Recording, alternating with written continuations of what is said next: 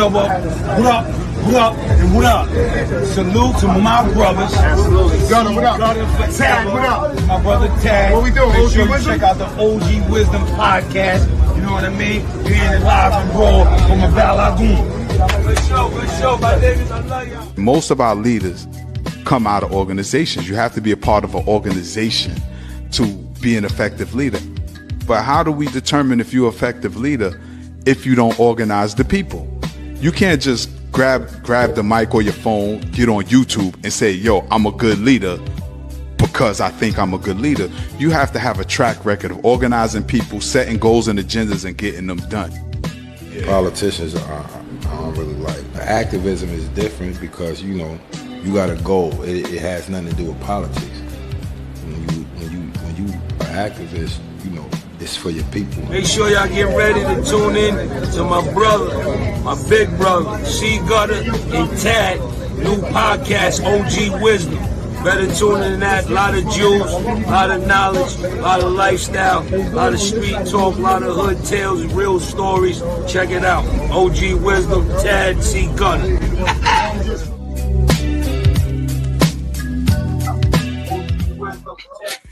Peace, family. Peace. Welcome to another episode of the OG Wisdom podcast from me, your brother Tad, and our brother C Gutter. Gutter, if you ready, give me the thumbs up, bro. All right. Peace, Gutter. What's the word? How you feeling, bro? Ain't shit. Ain't nothing. We was building the other day and it led us to today's topic. You know, the future of podcasting and why so many rappers are now in the podcast game. Some people feel a particular kind of way about rappers getting in the podcast game. Some people think they're clogging the lane. Other people are recognizing that there's not much money left in hip hop right now. And as we see for the first time in decades, I want to say, that there's no chart topping hip hop songs. But before we go deep in the way, by the way, I was about to ask you, what's your thoughts on it, Gutter? I think that's good, by the way. What's that? That they're coming into the game? No. That they're not on the like them coming into the game. I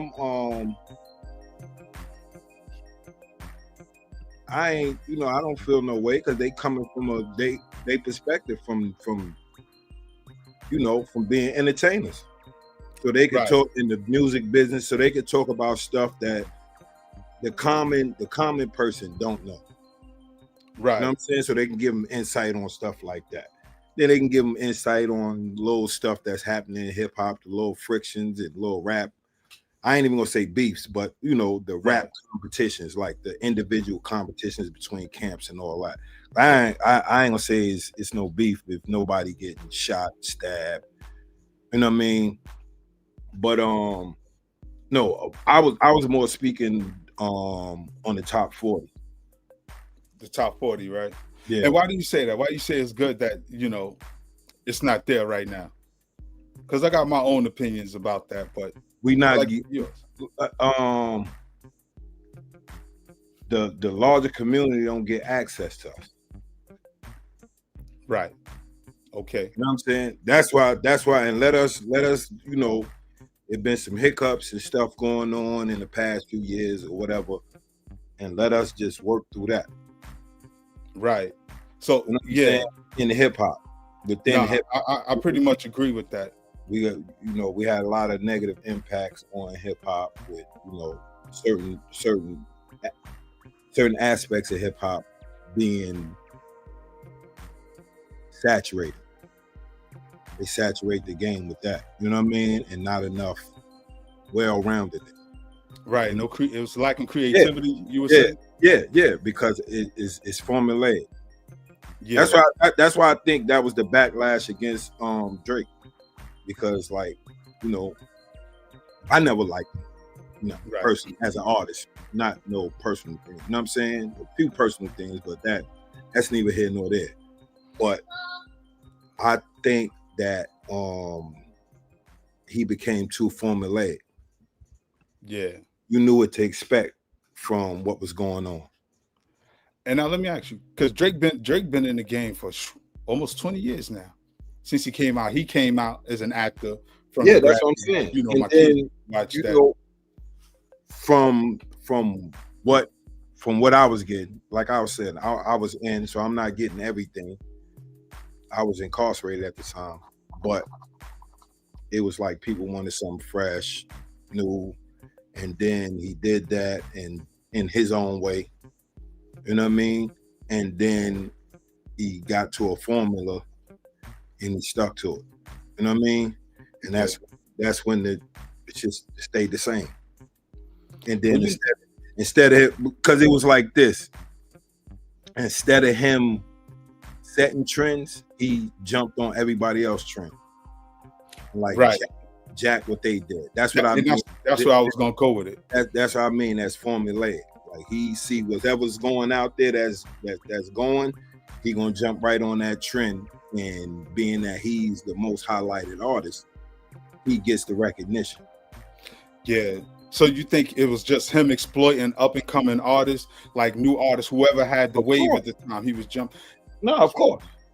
And that's pretty much why the industry turned their back on him, because you see so many people that he did do joints with, that he had big songs with. Yes. Everybody just stopped dealing with it. Yeah, I know. You know. But hold up, I want to give a shout out to our usual suspects. Shout out to our sister Brooke Even Melanin. Please follow her on all social media platforms. We be giving them people hell about FBA and reparations. Our sisters on it. Shout out to her and the whole Freedmen's Project. What, you? Yeah. Yes. All right. Because you black. What's wrong with you? Shout out to our sister Queen Anusa, always on the check-in. Yo, we be remiss if we ain't big up our favorite troll, our brother New York on the check-in. Hey.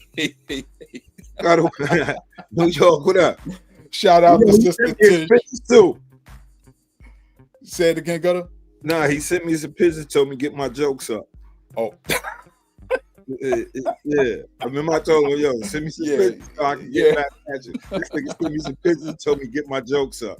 You know, I had to follow him. You know what I'm saying? I had to follow him back, man. You know what I'm saying? No doubt. I had to follow him back. That nigga sent me the picture, told me get your jokes up. But I wanna address something that New York has said. He said unknown people versus rappers on podcasts are unfair because the artists already have fans that just follow over to the podcast. Which, in truth be told, that's a lot of people's position right now. For people who have been in this digital space, and folks are seeing, the artists are now seeing how lucrative it is in the podcast space, but their records aren't selling, are jumping in this lane. And those who've been doing podcasting for years do feel some kind of way. It's mostly rappers that retired.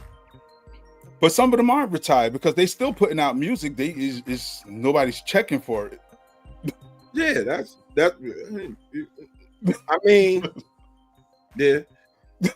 You know, because a lot of them we think should retire haven't. Yeah, a lot of them dudes should have never started, but we're not gonna get into that. At least not me. But then you got like just the whole thing of the podcasting, because you know it's all revenue based, right? You know what I'm saying? I ain't gonna say it's all revenue based, but the revenue plays a big part. You know, some people come to give information, come to speak, give their ideas and stuff like that, and they really be on that. But once they see revenue coming in, of course I'm gonna keep. You know what I'm saying? This is an option that we have once revenue starts coming in that a lot of people wouldn't have. Yeah, we'll be able to do more with our family and stuff like that. So you know what I'm saying? That's a plus. So that's what I could see where people see is like, yo, these rappers is coming taking our bread. It's like, and we can't even talk about, like, you can't really talk about them no more because they talking about them. Right. You know what I'm saying?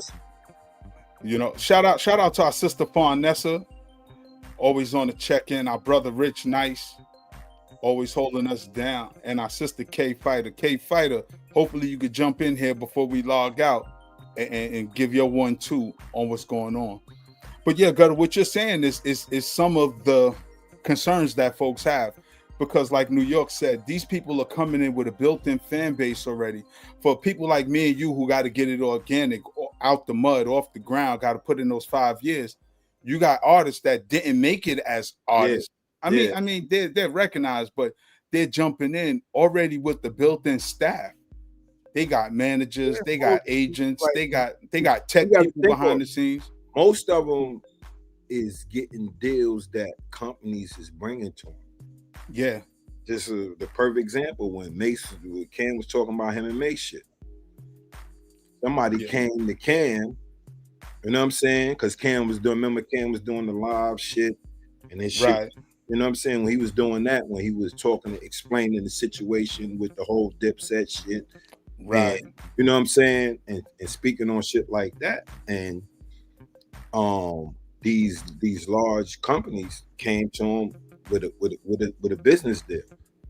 Yeah. Shit. Like I said, I mean, I would take it too. Like let's make no mistake about it. That's what I'm saying. Let's make no mistake about it. What most of us have to understand is they're gonna get contacted, just like the basketball players. And I look, I'm a sports dude, so I love watching the basketball players talk about their experience in the NBA or college or whatever. You know what I'm saying? They talk about their experiences. You know what I'm saying?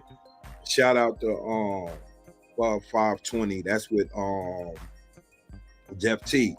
His shit is fire. If you like sports, you know what I'm saying? Right. You got to be a basketball dude because he's a hood. He's a young hood dude. So his perspective is like hood dudes get everything he talking about. You know what I'm saying? When he talk more, or he talk about other dudes and stuff like that, his shit is just hilarious. You know what I'm saying? Because he giving you insight on, they really, what goes on in they playing game.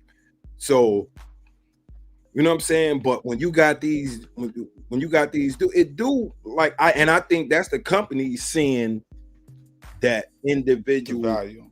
Solo tip. No, on the solo tip, saw what they do and was like, shit, how can I get some of this money?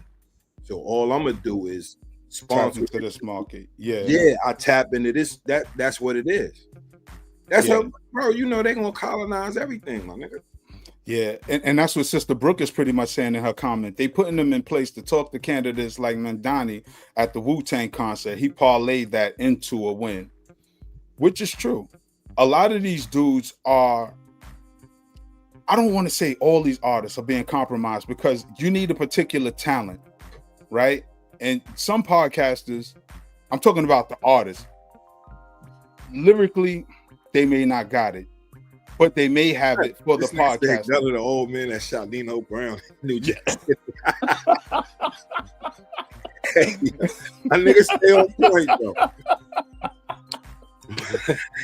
Right? It's like, yeah. New York came off with that one.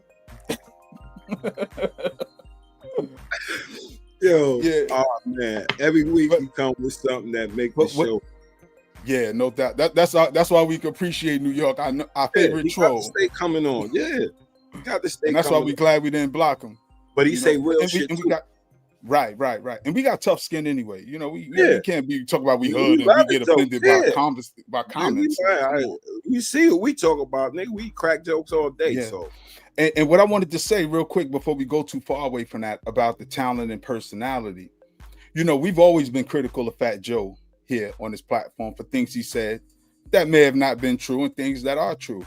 But I'm gonna be honest, I love what him and Jada's doing. And I remember when we first started, I said, Gutter, what you think about that? You was like, yo, I hope Jada can deal with all that lying.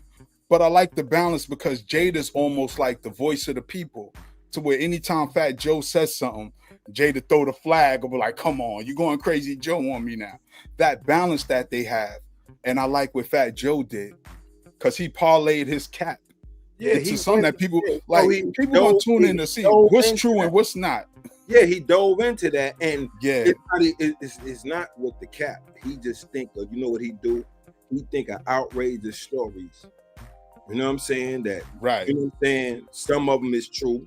Some of them he put a 10 on it too. You know Right. what I'm saying? Yeah. That's mostly what it is. It's like he's like the dude in jail. For anybody that ever, did time. Yeah. There are dudes in jail. Lexus helicopters, platinum Yeah, propellers, they was living there their are best life. individuals in jail and say he got locked up with a 8-ball. That 8-ball is 3 bricks. Word. It's one of these. So we understand, you know what I'm saying? I understand it's the 10 on the 2. And let me ask you, Gutter, because there's something I wanted, the exaggeration and a lot of, because so many get on and exaggerate. And I guess you got to do this because though it may be informative for the audience, it also has to be entertaining.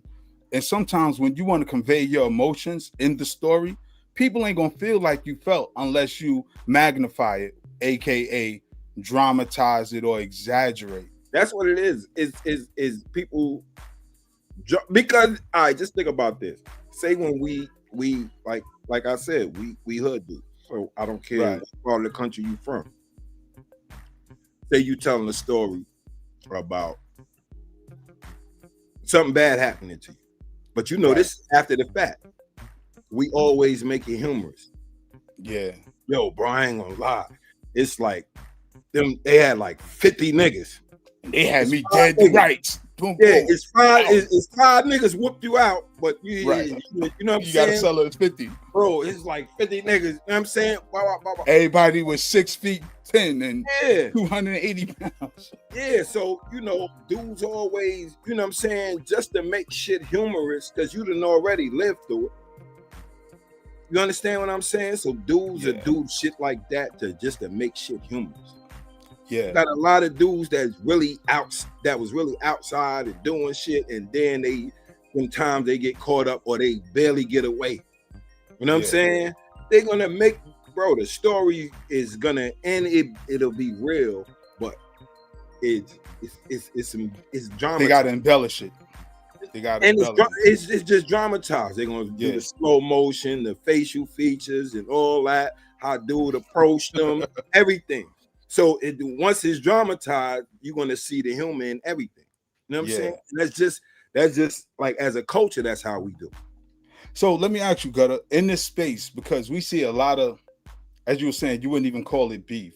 A lot of disagreements comes off of these podcasts. I think like New York said, is it explaining or exposing? Because right now, Cam and Mace are getting backlash from Big L's family from a story that Mace told years ago. Retold the story recently. Right. I'm like, see, this will be killing me, right? Mm-hmm. And I see this with this is one thing that just irks me to the core. It's like, when your family knows what type of dude you was and what type of how you was outside, and then they try to martyrize you. All right, you family, I understand that. But when the facts are being spoken, the facts are being spoken. Right. Like, you know what I'm saying? Like me,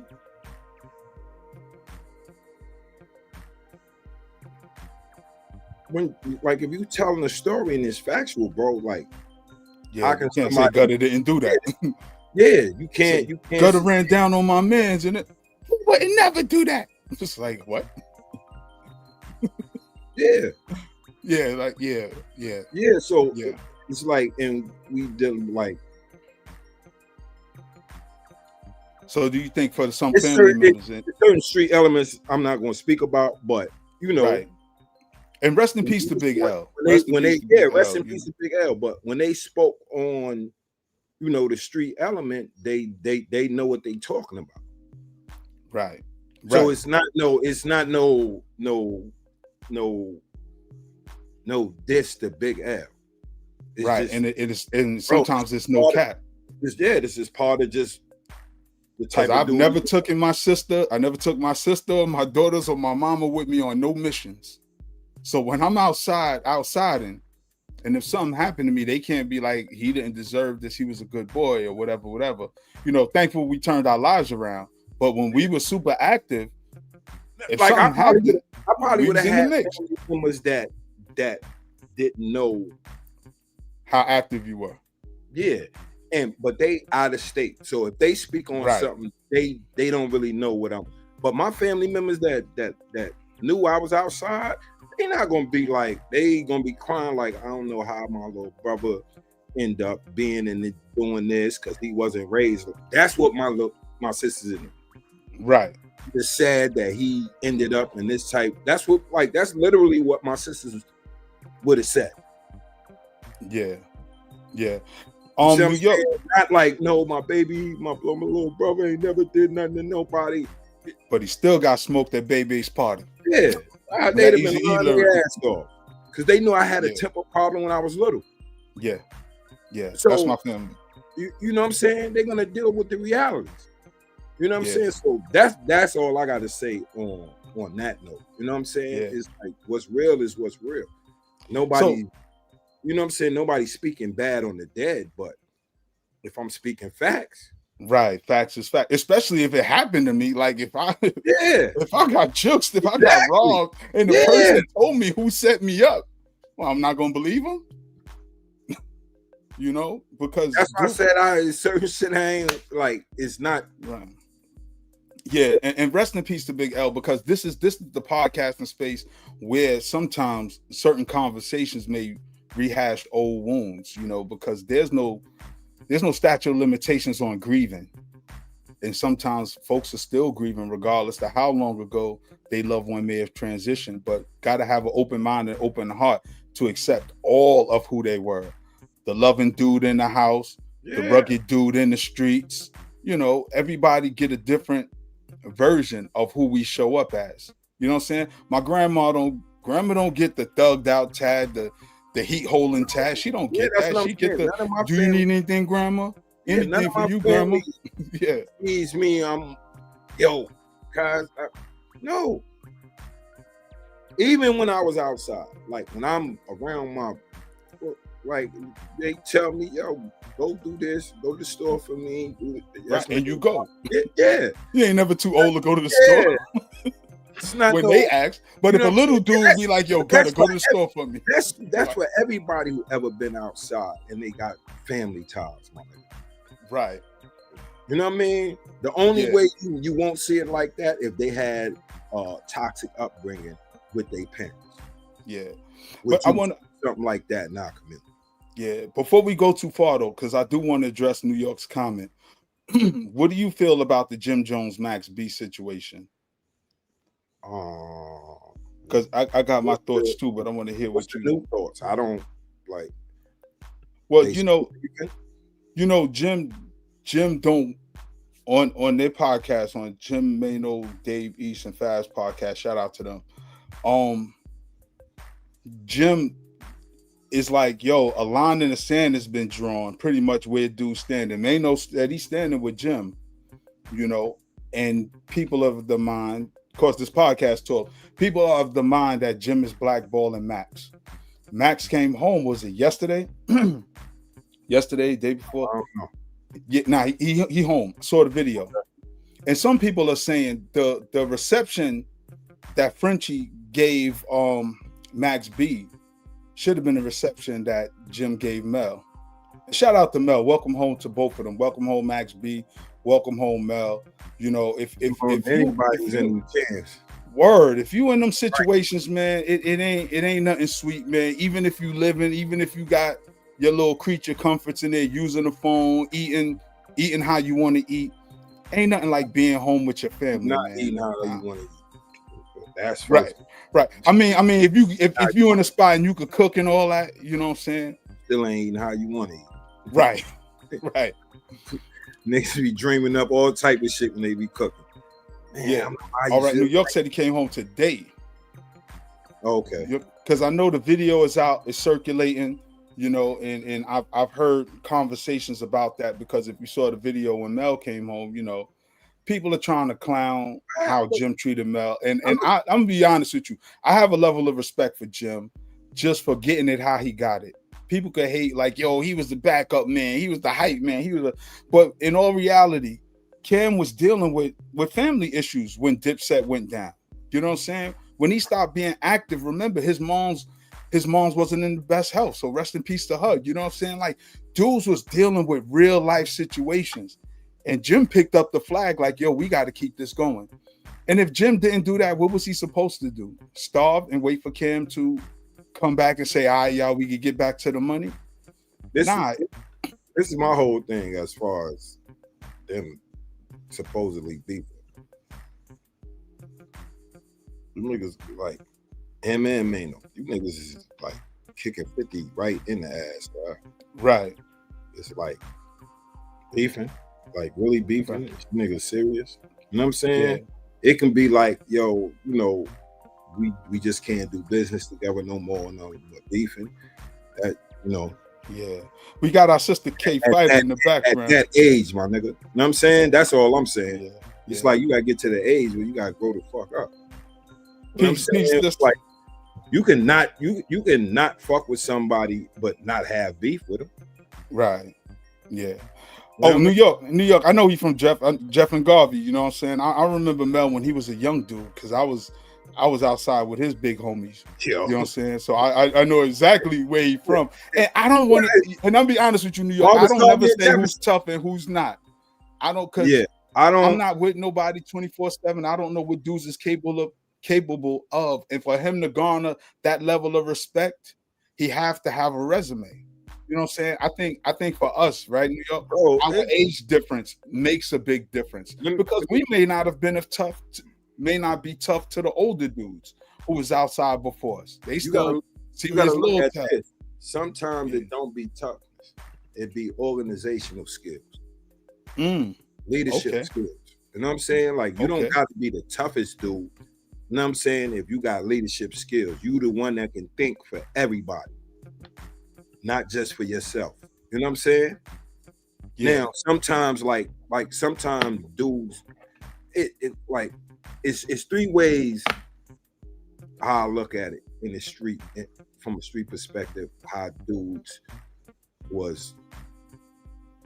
had a certain level of power, and they fear because they got busy, you know what I'm saying, and they just thugged everybody out, and dudes just, you know what I'm saying, went for it, which usually don't last that long.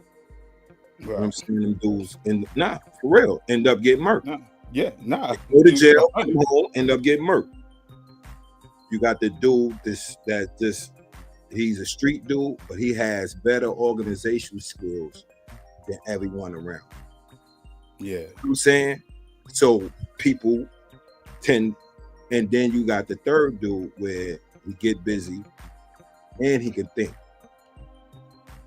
And he don't surround himself with yes men. Right. Everybody's on an equal standing because he know the people that he's around can think as well. Yeah. But we got our sis up in here. Sis, what's going on? You've been checking out. What's your thoughts and opinions? And I got some questions for you about this digital space, since I know you always study the legal side of what can and can't be done. Yeah, I've been listening in the background. Good afternoon to you, brothers. It's me and C Gutter in the gray today. We in the gray. It's raining outside. It's pouring out there.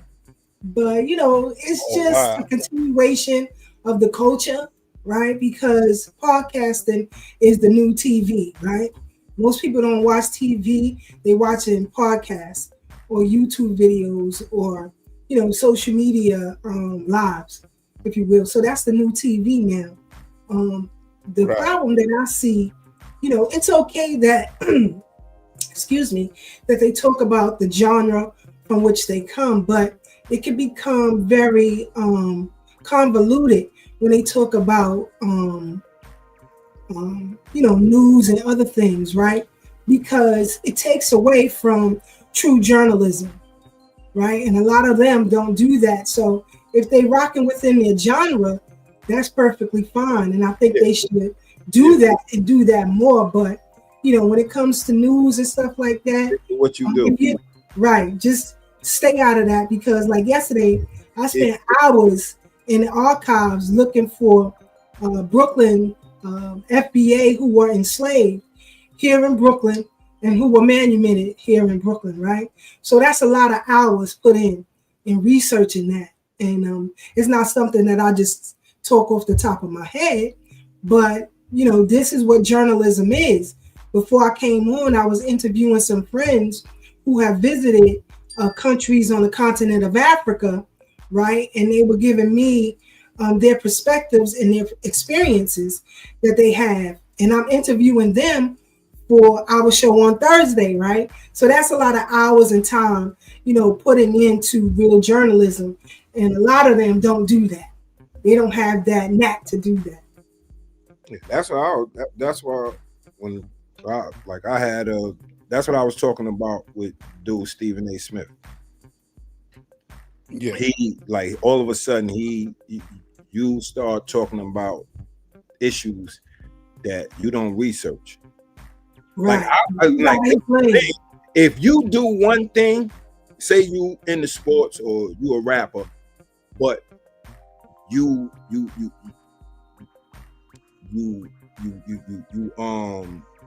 research whatever you talking about. If an issue comes up outside of what you do, you know what I'm saying?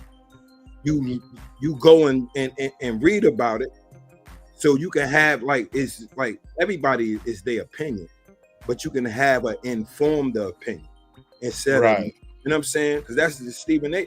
Stephen A. First of all, like me and him already spoke about cause and his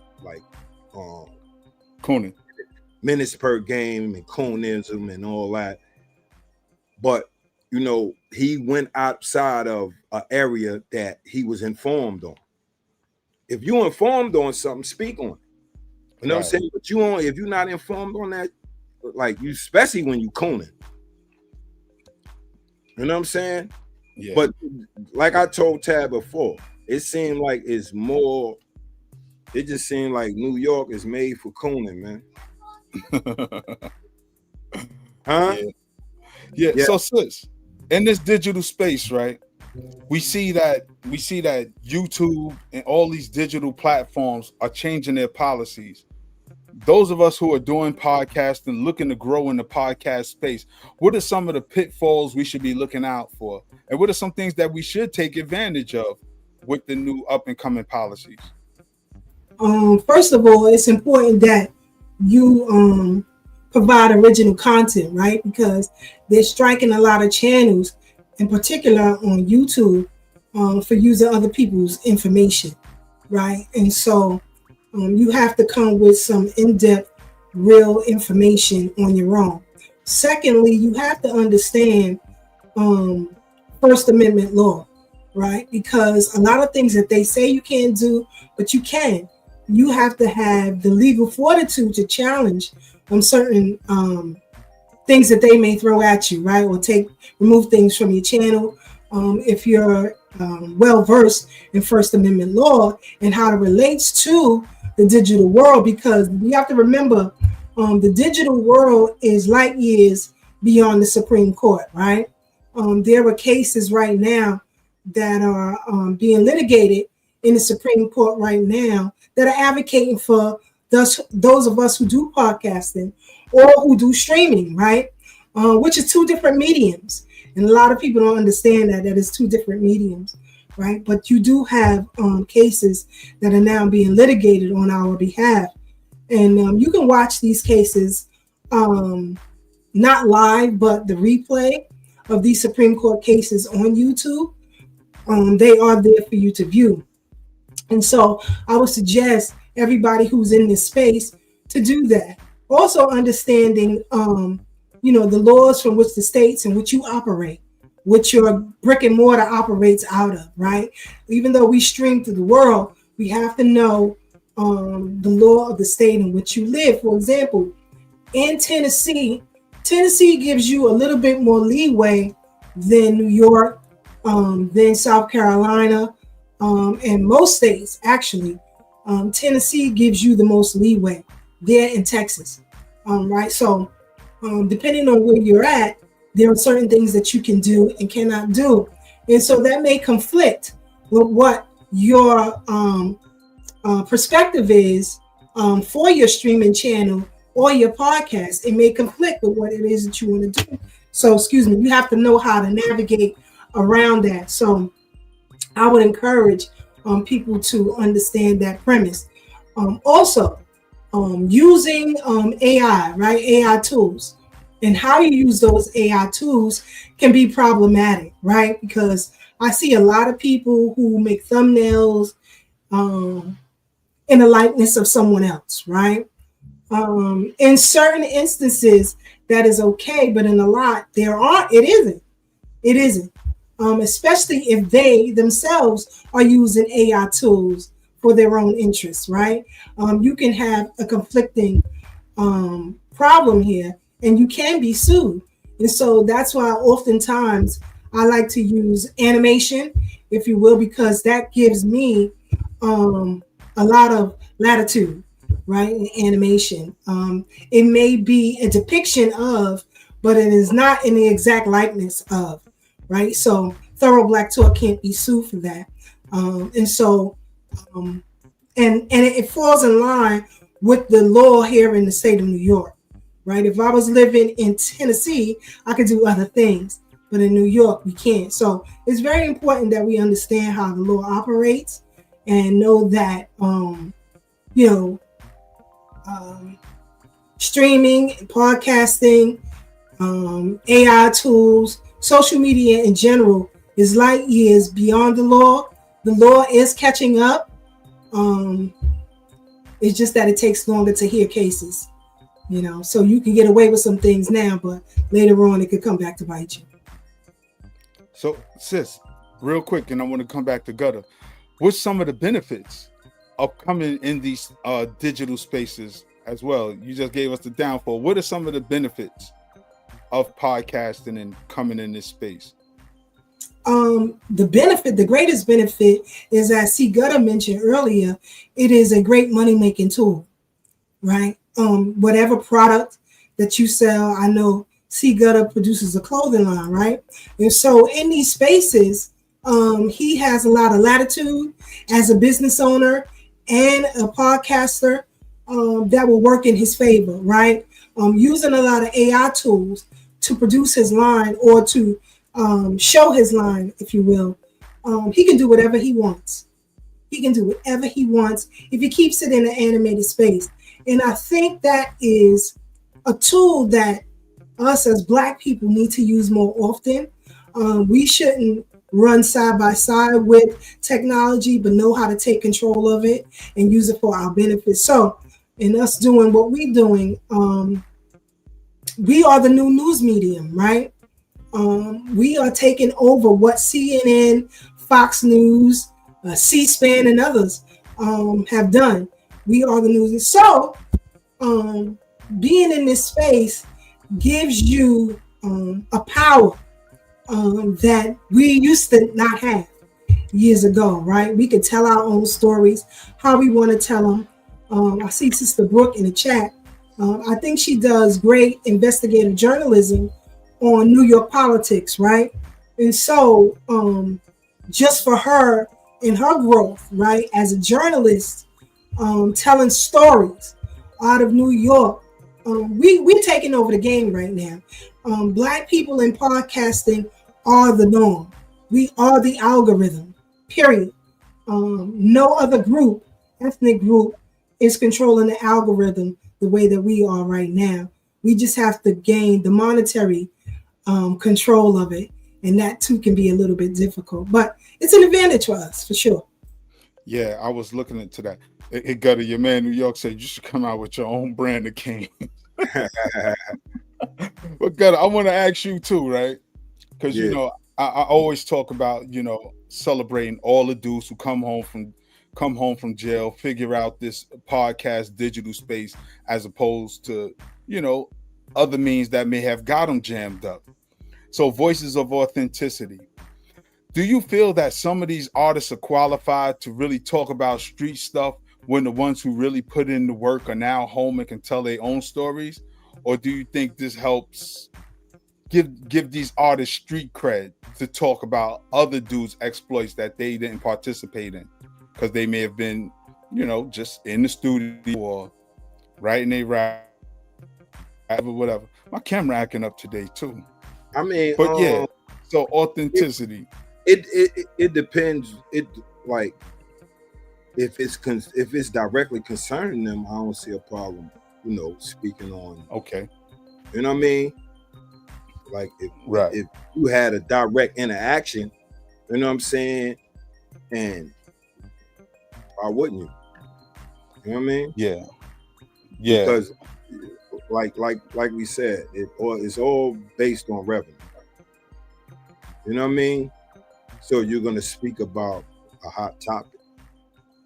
So if that hot topic involves somebody that just recently came home and you had a personal interaction with them, I don't see the problem.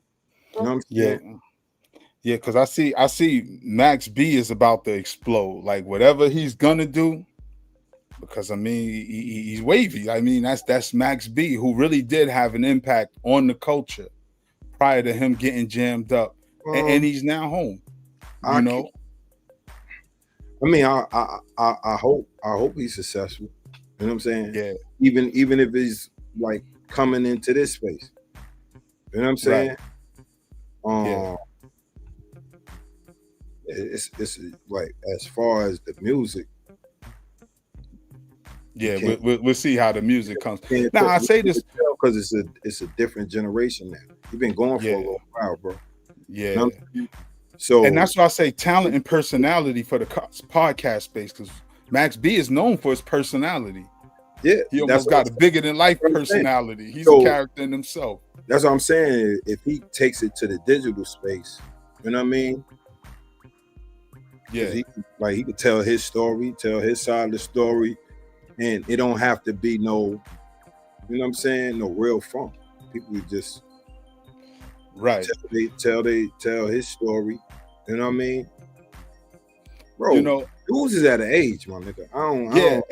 That's what I was about to say. I don't know if niggas know that. You know what I'm saying? Like, dudes at an age, it's like really? Ain't in their 20s no more. We ain't no teens and in our 20s. Yeah. No, our kids is in their 20s and 30s. Like, I don't, and then like, but I'm definitely not like, if you coming home and you gonna have some shorties running around crashing out, that's not it. You know what I'm saying? Which I don't think Homeboy is on that. You know what I'm saying? Because I don't know him. You know what I'm saying? But I would think he wouldn't be on that. But what I'm saying is, like, for everybody involved in that situation, it's like, first of all, Jim and Mano, y'all niggas is 50 at least. Right. You know what I'm saying? So beefing, cause this is what I'm saying. I don't know exactly what Jim said. So he could say some lines can be crossed, and we just don't have no dealings. Right, that's what he's saying. Yeah, that's exactly what he's saying. He don't want no dealings with him. But that's not no beef, though. Right. That's not beef. If I was like, yo, bro, I just washed my hands up, homeboy. They on the podcast, and if you get asked that question, you know what I'm saying? Right. And I'm not defending either or. You know what I'm saying? Just making an observation, I'm just making an observation from where all the situation then been on the internet and all that. Right. That's the only thing I can go by. Right. I think for me right now, I don't know neither one of their personal stories with each other. Right. For me in this space right now, I've been to the Black Effects podcast the past 2 years. I think what Charlamagne is doing is dope. You know, I encourage, and this is a shameless plug, but I encourage everybody when he do those events, go down there, soak up the game, because what he's trying to do is something that should be done for us. We at the cusp of a whole new digital age right now, almost like when the internet got big, but he's trying to create a network for us to have our sacred space, if you will, a space where our voices, where our Black voices could be heard. We can tell our own stories as opposed to getting it secondhand. And I think it would serve us all well to really put beef aside. Remember how the Italians did it, you know what I'm saying? Not the big up they dice, but just, let's put some business to the forefront. Let's feed our families. Let's make feeding our families a priority, telling our authentic stories. Because like for dudes who coming home, like shout out to everybody doing their thing. Man, do the warrior. Shout out to Zip with the drip. Hassan Campbell. Definitely Doggy Diamonds, who's the godfather of this, and anybody who deny that is a liar. You know what I'm saying? But create a network where we all can eat in the spaces that we're in, because I think what happens with us as a community, we keep thinking with a lack mindset that there's not enough everybody to go around. We used to do the same thing on the block. Hey, yeah, you can't get no money over here, but it's more than enough money for everybody. Jeff Bezos don't got all the money. Elon Musk don't got all the money. Trump don't got all the money. It's a bunch of billionaires out here with Bezos about to be a trillionaire.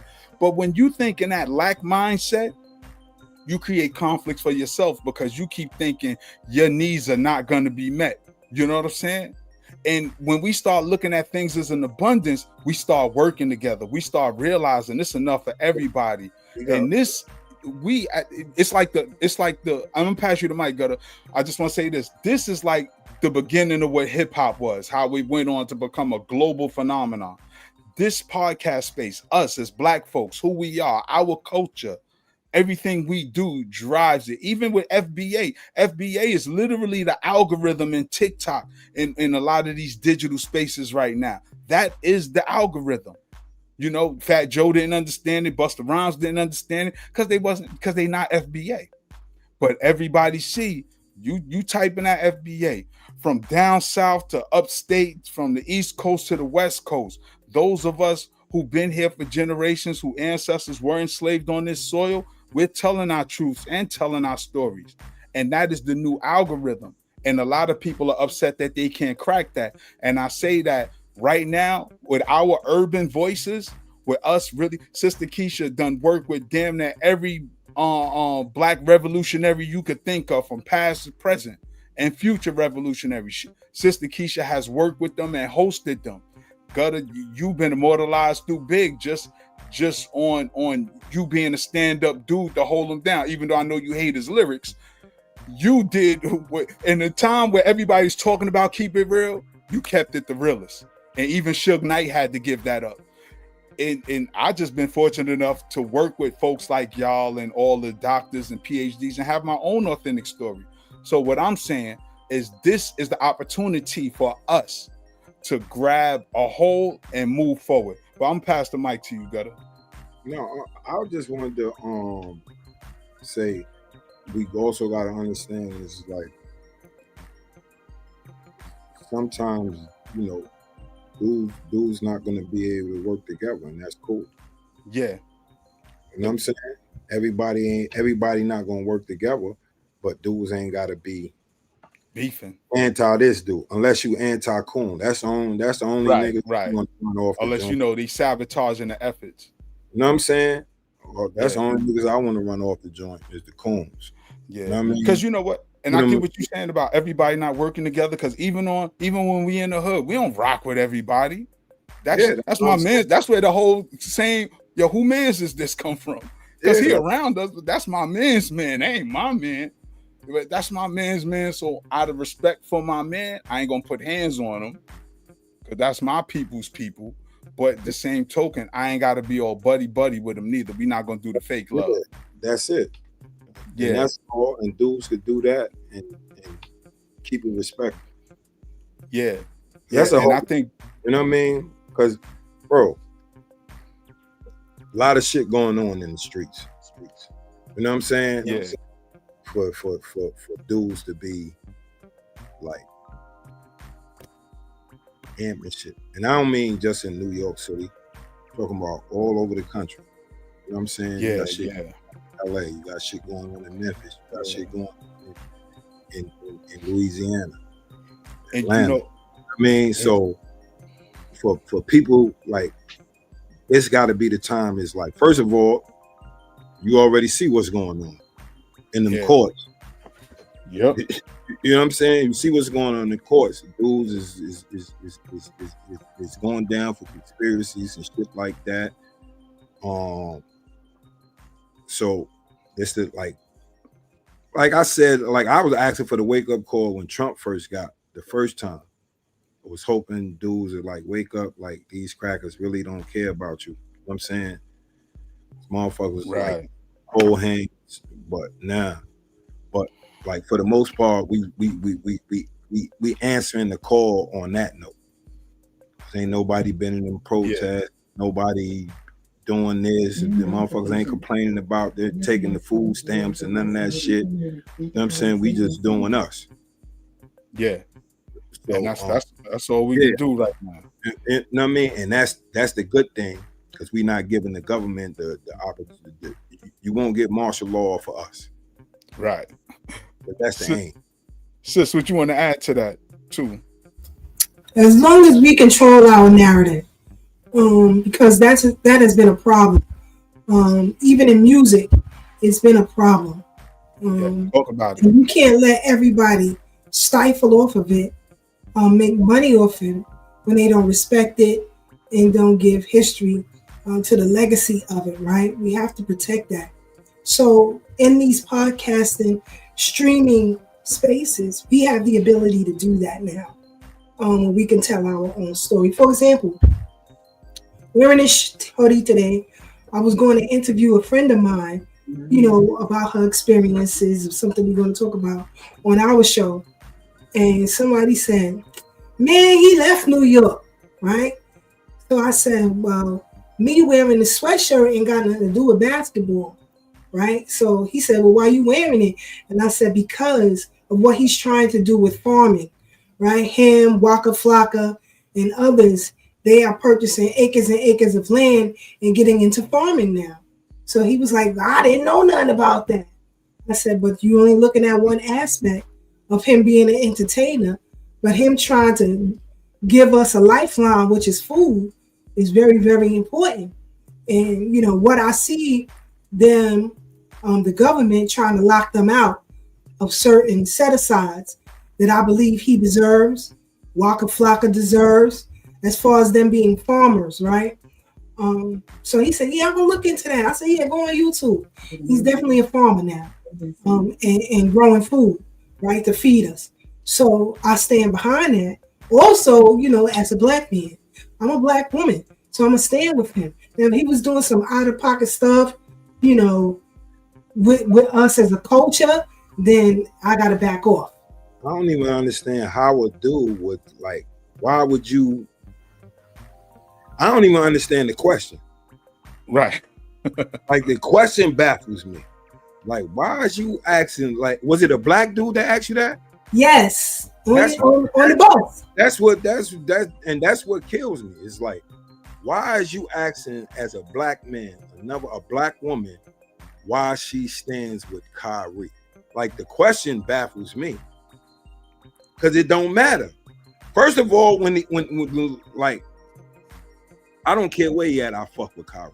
You know what I mean? I'm a basketball fan. That's my favorite point guard of all time, man. It used to be Isaiah. He's my favorite now.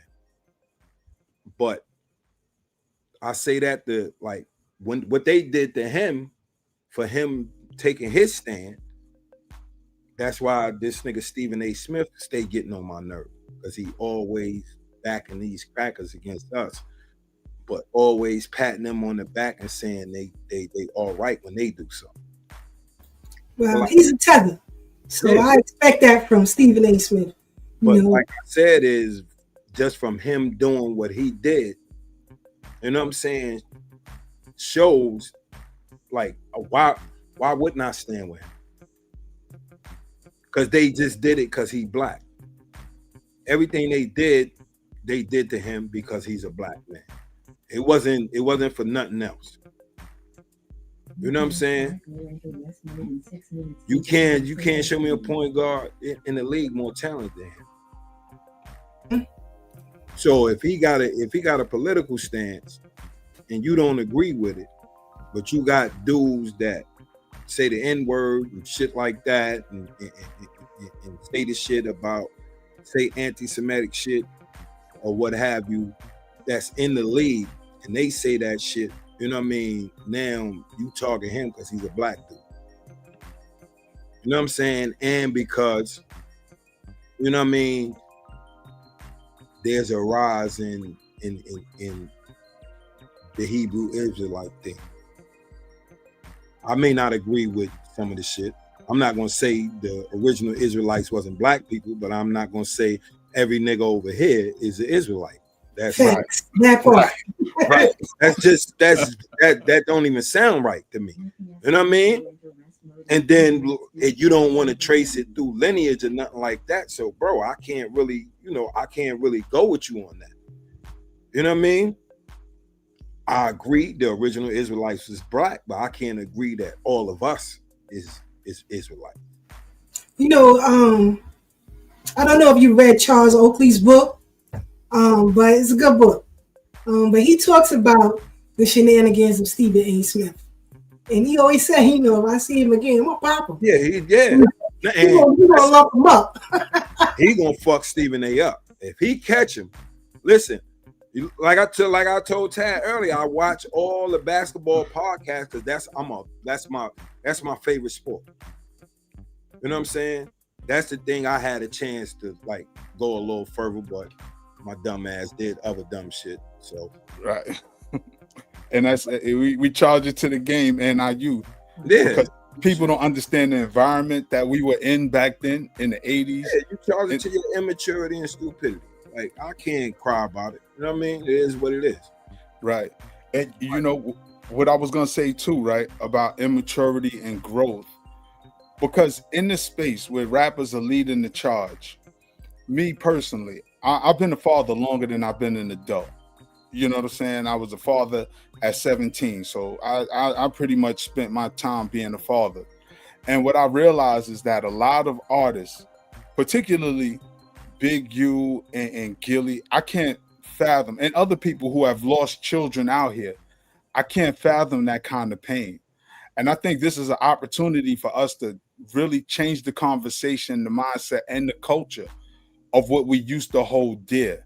And I wonder if the rappers are going to be in charge, are they still going to be in the pockets of these record execs to send out destructive messages? Or are we going to take what's going on with our loved ones, even our quote unquote colleagues in the music industry? Are we going to take this in consideration in real time and tell these executives, nah, we're not selling that shit to our community no more. We're not pushing that message no more. Too many lives have been lost, because before there weren't no artists losing their lives. Then we start losing artists. Now people in the business are losing their children. Bro, you know what I'm saying? Bro, is artists is not even getting the chance. It's a lot of artists getting killed. They're not even getting the chance for people to know about them. Right. You know what I'm saying? Right. It's like dudes is up and coming, like, bro, this is like, I think like 2 or 3 dudes got killed in LA recently.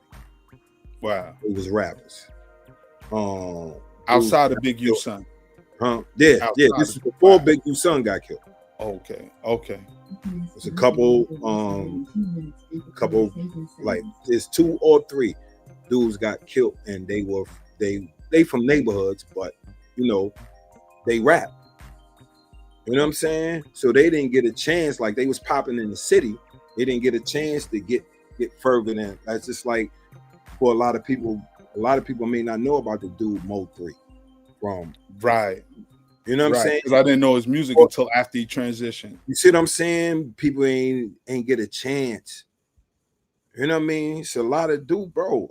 Like, just think about it. Big and Pop got killed. Yeah. That was devastating. But since then, look how many young up and coming and dudes that have had some success get killed. Yeah. Pop Smoke, Nip, so many people, man. So many people, bro.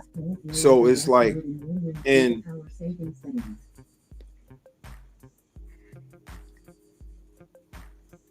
it's not that people mix the streets with, because certain people, if you was outside, you was outside.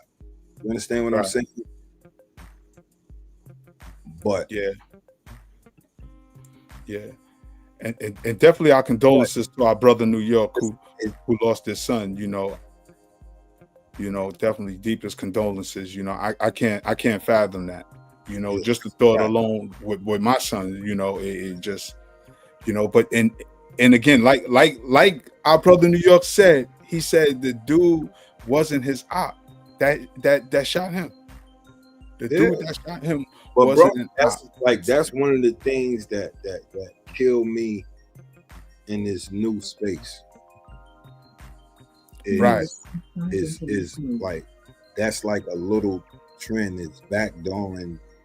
You know what I'm saying? Your man, they taping. Right, and we got to let it be known that this is not cool. We got to change the conversation. That's what I'm saying. Is like it has to be the dudes, like the dudes with the bigger names in podcasting.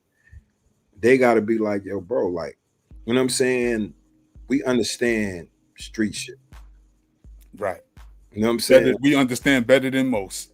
Yeah, and it's like the one thing we telling the youngsters, you know what I mean, is first of all, you don't want to get involved because this is what's going to happen. You know what I'm saying? If you involve,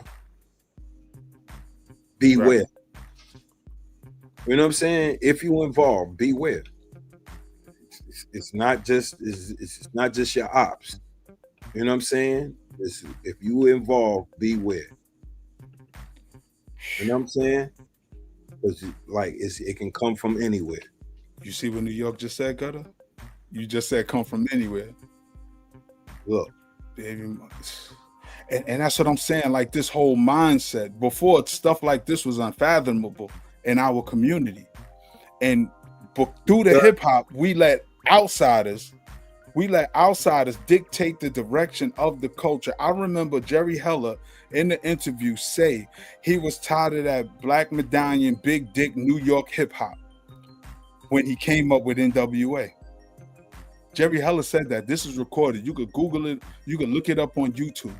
There's people outside of our community controlling the direction, and that's one of the things. That's my only concern about artists taking the charge in this podcast space. Will they be compromised again? Not saying this new generation was compromised, but we know the former generation was compromised. Because when you see Hammer doing Pumps in the Bump, like he was a gangster rapper, even though he was, everybody, by all accounts, he was a gangster behind the scenes. You know what I'm saying? Everybody said, don't play with Hammer. Everybody knew not to play with Hammer. But that was not MC Hammer's message. He just want to be on the camera. His message was love and unity. Yeah, you know what I'm saying? Because he was trying to get dudes that he knew was outside, out the hood. Exactly. You know what I mean? Exactly. So that's the same thing with Too Short. Too Short wasn't talking no gangster shit, even though Short was outside. Yeah, I'll give you something. We go when I'm done. All right. Yeah. He swear he got game. He just want to be on the camera. Yeah. Leave him alone, better leave him alone. Still got game. That's the future.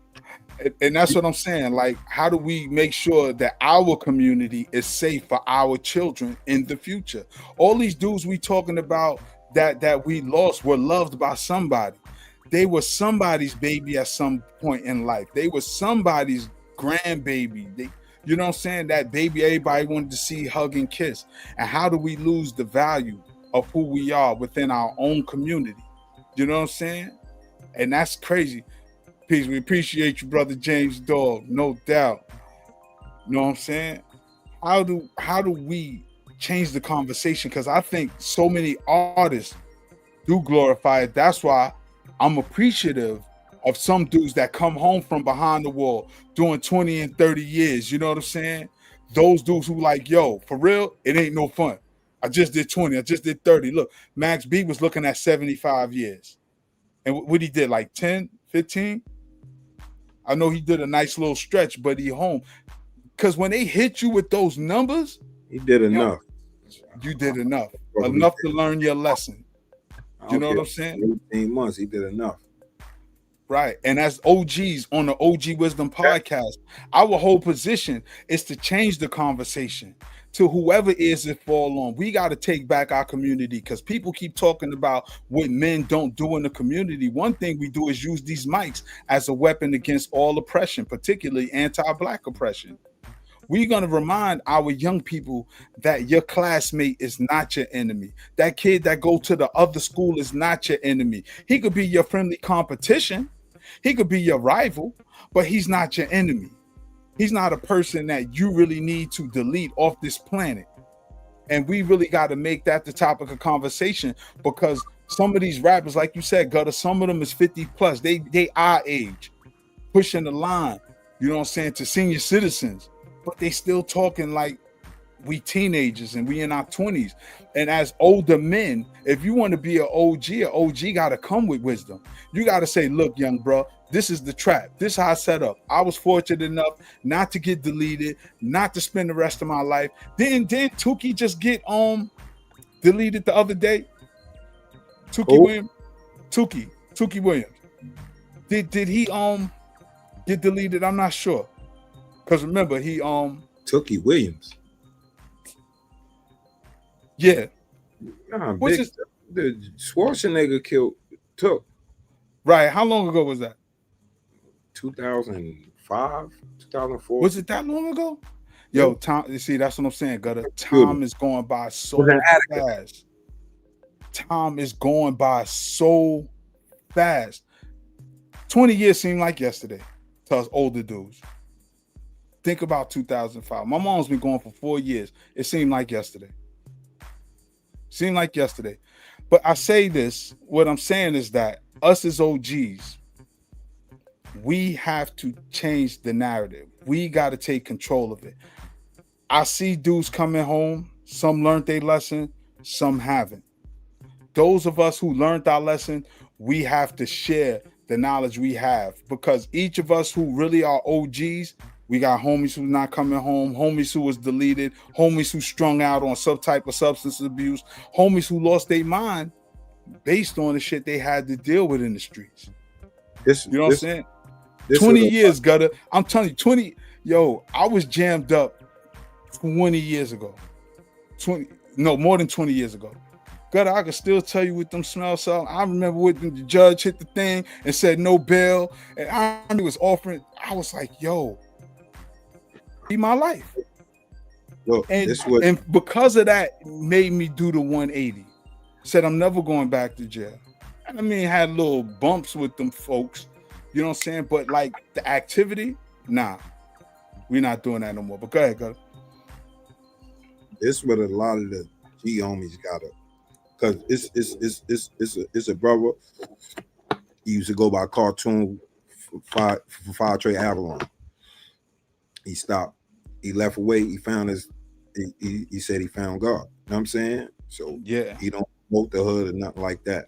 Peace to him. He go by Big Tony now. But anyway, that was the thing that I was like, when we were speaking on the Drop the Flag. That's an example. You know what I'm saying? Like dudes finding, you know what I'm saying?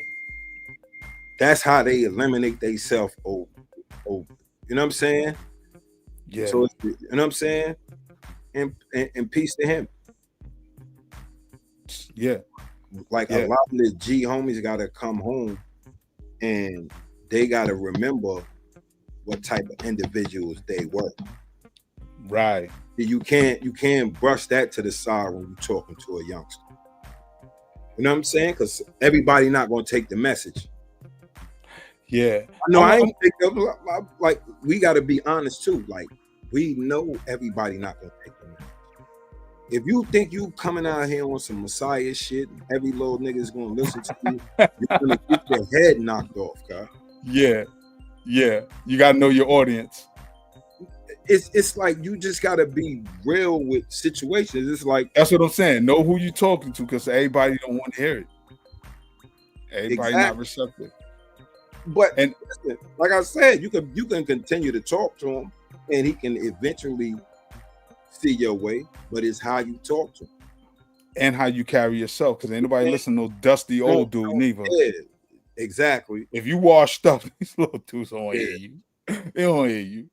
You come smelling like alcohol and pull up on them. You got on some FUBU pants and my nigga, or some old Pele jeans, like my nigga. They not paying you no mind. So yo, it's crazy, right? Because where's the redemption space for black men? And I think that's why we making this conversation so important. You know, we mention the rappers in the title and as a topic of this conversation because they're who have the most influence on young people. And we had the influence on them dudes. A lot of those dudes. Like the dudes that was outside. Say it again, Gutter. On those dudes. You know what I'm saying? To talk about the stuff that they was talking about for the ones that weren't really outside like that. Because for the most part, they could have been outside and a man, like it's usually a man that's really, you know what I'm saying? For the most part. I'm not saying you didn't have some dudes that was really putting in work. But that's not, you know what I'm saying?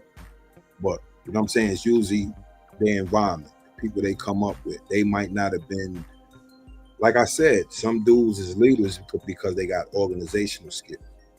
They don't necessarily have to be the shooter. Not saying that they soft or pussy or anything like that.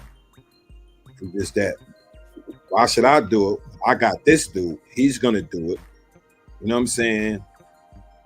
Remember, like, in remember how I had Country Chris. Right. You know what I'm saying? Yeah. Just that he was so loyal. Point and go. Tell him, if I tell him anything, he's gonna do it. Point and go. You know what I'm saying? That was just point. That was, he going. That's just the loyalty he had to me. You know what I'm saying? Yeah.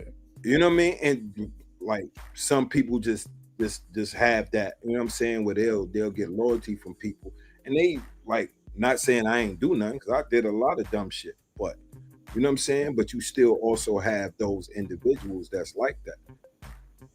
You know what I'm saying? Right. So that's the individuals you really want to reach out to. Yeah. Because they're gonna listen. You know what I'm saying? Even if they ain't going to follow through with what you talking about, they're gonna listen. Because that's how I was. Like when them older dudes is telling me, "Oh, they done came home," but like I said, look at the circumstance. They were smokers, right? Just came home, alcoholics. You know what I'm saying? They wasn't like that in jail. You know what I'm saying? You know, dudes came home, niggas was really victims. You know what I'm saying? They be telling you, I see, but you ain't like. So nobody of a standing that I was out because they was outside. Right. So they couldn't, they'll tell me shit, but if you outside, nigga, what the fuck you telling me not to do nothing? You standing right here next to me. Yeah, you are outside. You got the sack. That's why I'm fucking with you, nigga. Yeah. You got the sack. I'm trying to cop from you. You telling me chill. Yeah. The contradictions and the hypocrisy. Yeah. But I want to get our sister in here. Sis, what's some of the things, all right, because you dealt with all types of people across the board and in and out the community. What's some of the things you think that this generation, as the new leaders and elders of the community, what's some of the things you think we should focus on from a Black woman's perspective? When you say this generation, do you mean Gen Zs or millennials or both? Gen X, our generation. Oh, okay. First of all, act your age. That's number one. You know, I'm 55 and I act 55. Yeah, I'm not trying to be 25, none of that.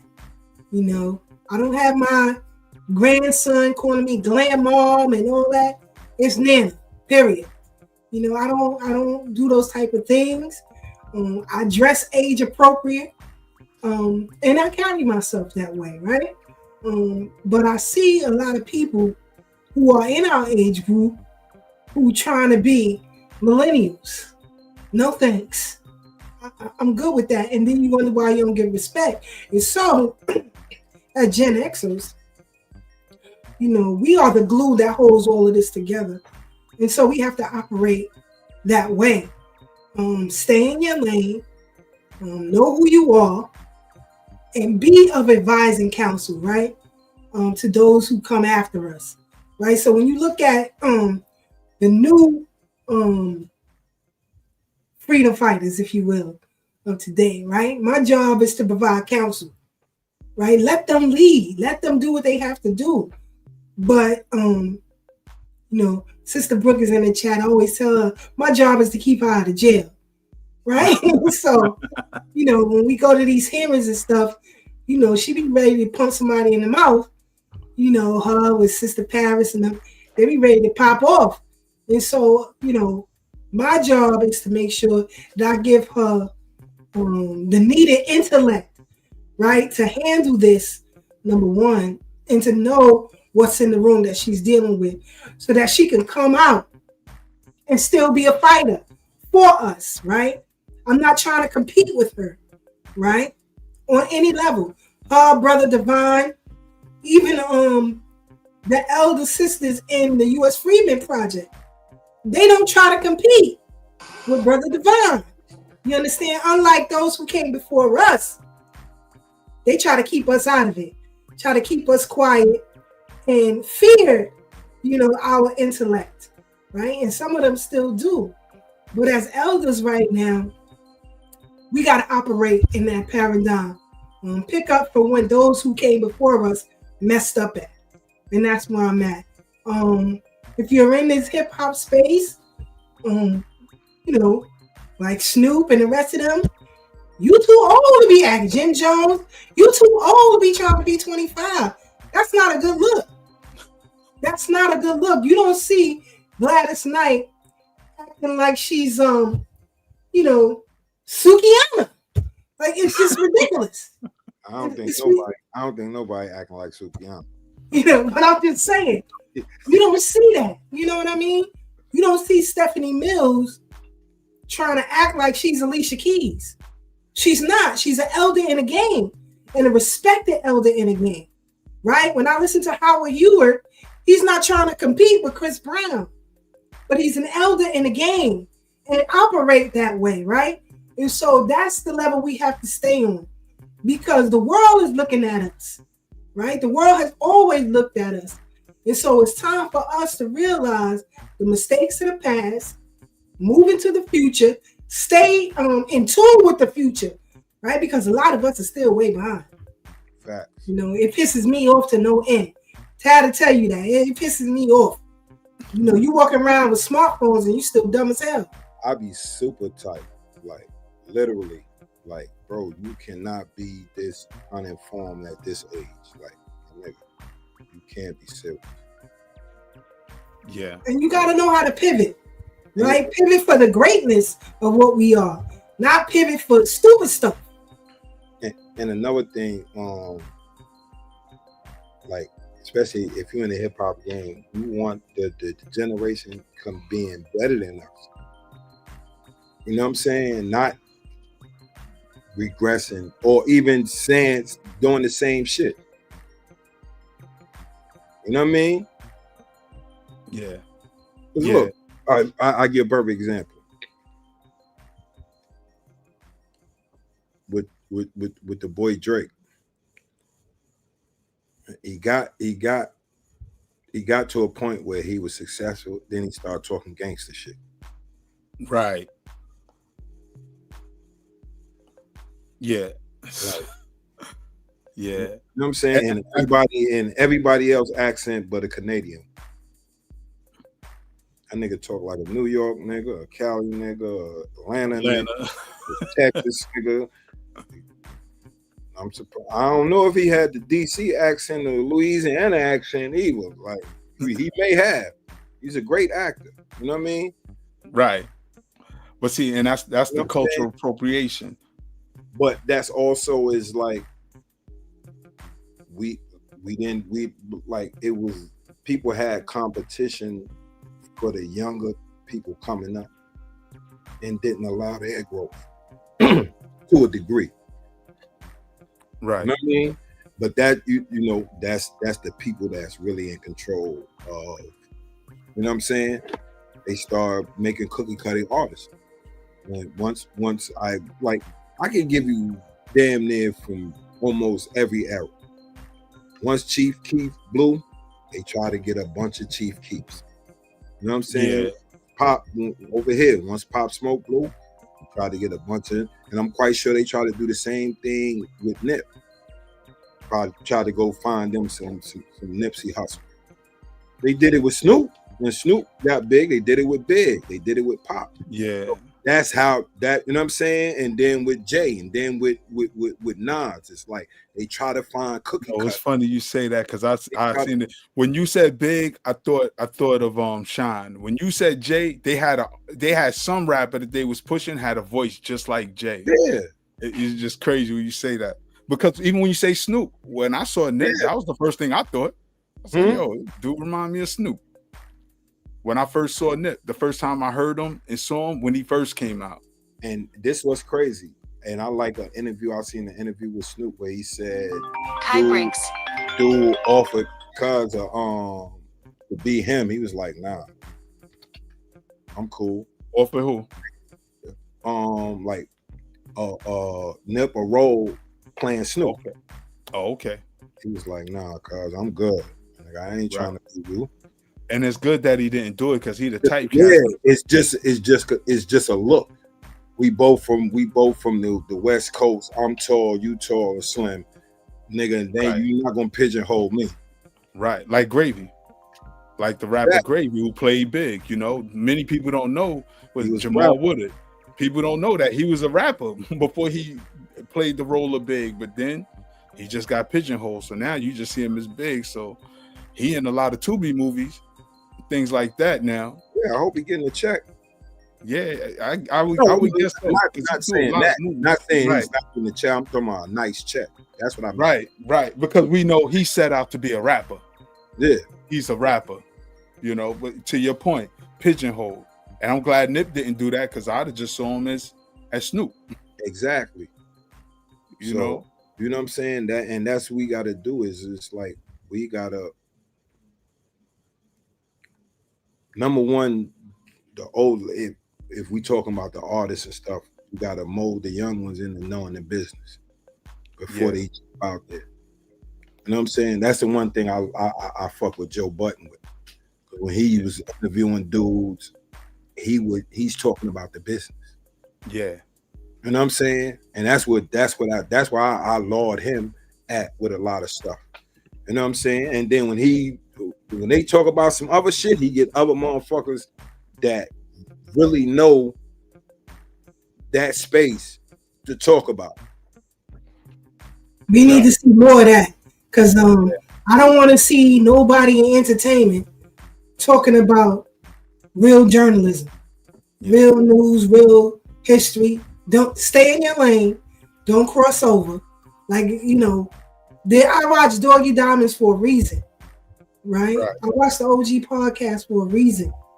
The same way I watch, you know, people in our genre for a particular reason.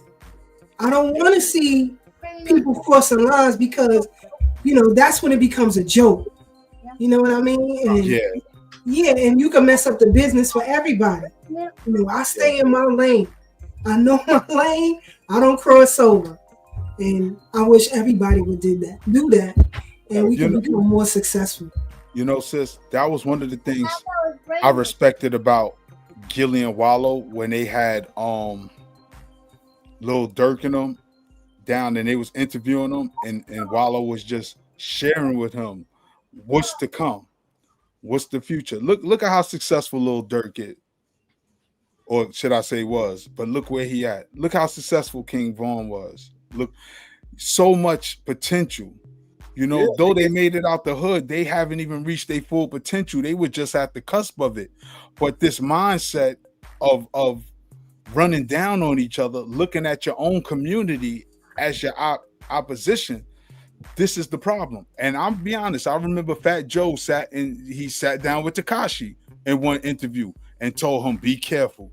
You know, you run around with dudes and Fat Joe was telling the story. I don't know how true it was, but he was talking about he lost $1 million deal with Red Stripe because some dude came to the club to talk to Fat Joe about business, and his team wouldn't let dude even close. Like, yo, he was a nerdy looking dude, so they just kept him away.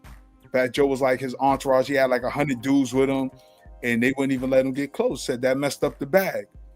Some of the things Fat Joe say I believe, some of the things he say I don't believe, but I do like the ones that are cautionary tales. And with that, when you are on your way to become successful, you get a little bit of money, enough to take your homeboys out. Be mindful who you bring with you, because a lot of them could also block your opportunities. Sometimes you just run around with dead weight, dudes. I remember one time we had a show at Club Speed, right? This when we was doing the music and everything. And we had a homie come. This was his first time out with us.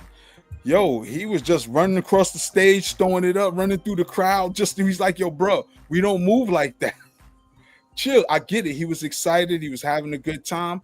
But we's like, bro, you got to relax and be easy, because we don't operate like that. All right, we know who you are, your affiliation, you know what I'm saying? But certain ways we move when we out in public, because we look at us showing up to do shows as a business move. It's almost like a job. That's how Dog had it structured and disciplined for dudes, not just the artists, but the roadies and everybody. Yo, when you go, this is how we moving. We not just wilding out because we deep. You know what I'm saying? You know how it is, dudes just like, yo, I got 30, 40 dudes with me. I want somebody to mess with me today. That mindset, that entourage mindset. Gotta move like a business. But always like a business. It also got to be the dudes that with you. Like, yeah, you dumb enough to fuck the bag up. Yeah. Unless somebody is really trying to do something to him. You got to be kidding me. Right. You know what I'm saying? And that be the problem. You know what I'm saying? Yeah. It's so like, that was Fat Joe message to Tekashi. Be careful of the dudes you got around you. And look how Tekashi's story ended in terms of his hip-hop career. You know what I mean? Like, enough dudes aren't sharing cautionary tales with young dudes because they trying to relive that and recapture it. And yo, those days is gone. Like I said, shit, Tuki was deleted 20. I don't know why I'm thinking it's something but you know why? Time goes by that fast, because the one thing I take from Tuki's story is his redemption. His redemption. Sometimes we redeem ourselves, but it's too late. Gutter, you've redeemed yourself. I've redeemed myself, because we was out there being menaces ourselves. So we ain't gonna be hypocrites and act like we wasn't outside. That's why we saying we speaking from experience. I definitely ain't gonna be sitting here lying to nobody. Exactly. But we need to let the young people know too, there's always an opportunity for you to turn your life around and do better, because sometimes some young dudes think they too far gone, man. I done did too much. But everybody's redeemable. Yeah, it be that paranoia. Because I that. You know what I mean? Yeah. I'm not going nowhere without my joint. Yeah. Bro, I used to go to my PO and put the joint, put it in a bag, and hide it in the garbage can. That's the classic spot. On that, I used to, because it was 120 skim on. Yeah, to hide my shit on. No. 210 Geralman. 120 is 120 is criminal court. No, I'm talking 120 skim on is PO. This when I'm going to parole. So what's criminal court's address? The criminal's 120. 210 Geralman is PO. No, that's parole. No, he's talking about parole, not the court. Okay. I'm talking about parole laws. But ain't 120? No. So what's the criminal joint? It might not be Skimmerhorn. 120. Right, I know 120. I know 120 Skimmerhorn, and I hate that place. Those are the letters. You got see you in AP1, AP5. I'm trying to remember the building. Yeah. But it's right there. It was on Skimmerhorn. Right on Nevins. No, because you had one on Skimmerhorn. That's when they opened the big building. Right. The corner of Nevins and Skimmerhorn. Yeah. Right. Did the old motor vehicle spot. Yeah. It was the old motor vehicles. Right. It was one in the motor vehicle. It was motor vehicles and HRA was there. Right. Years ago. Yeah. Damn, that's not Skimmerhorn. What's the next block? Livingston. Right. 120 Livingston. Right. Cause I know 120 Skimmerhorn. Yeah. I used to go to see my PO. Nigga, the joint. You know what I'm saying? So it's part of them feeling they in too deep. You know what I'm saying? That's part of it. You know what I'm saying? Because bro, I like I said, and like we said, bro, I tell the youngsters when I speak to them, bro, I was your age before. Like I understand, I get it, but let me give you another perspective, because you know we all going on our perspective, like how I see stuff. But let me give you another perspective. Like I know that perspective.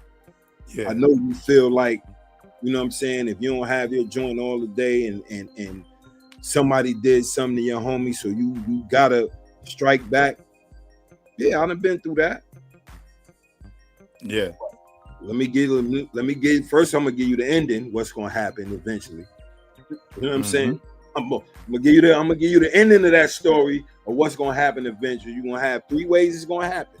You know what I'm saying? Either you're gonna get murked, you're gonna get unalive. You know what I mean? You're gonna unalive somebody and do a lot of time. Or you know what I'm saying? You get unalive. Huh? Or you get unalive. Yeah. You gonna get unalive, or you gonna unalive somebody and get a bunch of time.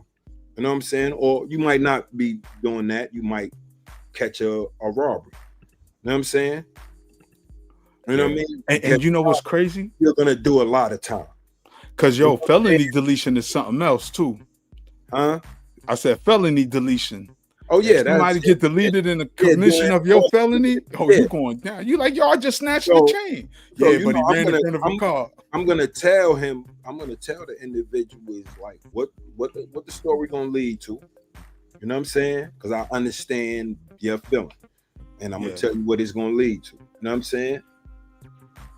You know, one of these 3 things you're gonna either get murked or get a stretch. Yeah, you choose. And it's not worth it. You know what I'm saying? That's what I'm saying. It's like, and then you know, we lay in the family, the family value, bro. You the protector of your family. Yeah. If you locked away or you dead, then you can't protect your family. Yo, you know how helpless I felt when I was so they can also feel that. Like they may not initially, you know what I'm saying? Because they're gonna be like, man, nigga, you don't know how it is out here. But I'm gonna be like, bro, I do. You know what I'm saying? But it's not, it's gradual. You know what I'm saying? But that's what I say the G homies have to do. You know what I'm saying? You gotta remember that, yeah, you was that dude. So now you gotta explain to him how everything is gonna proceed. You might get away with 1, 2.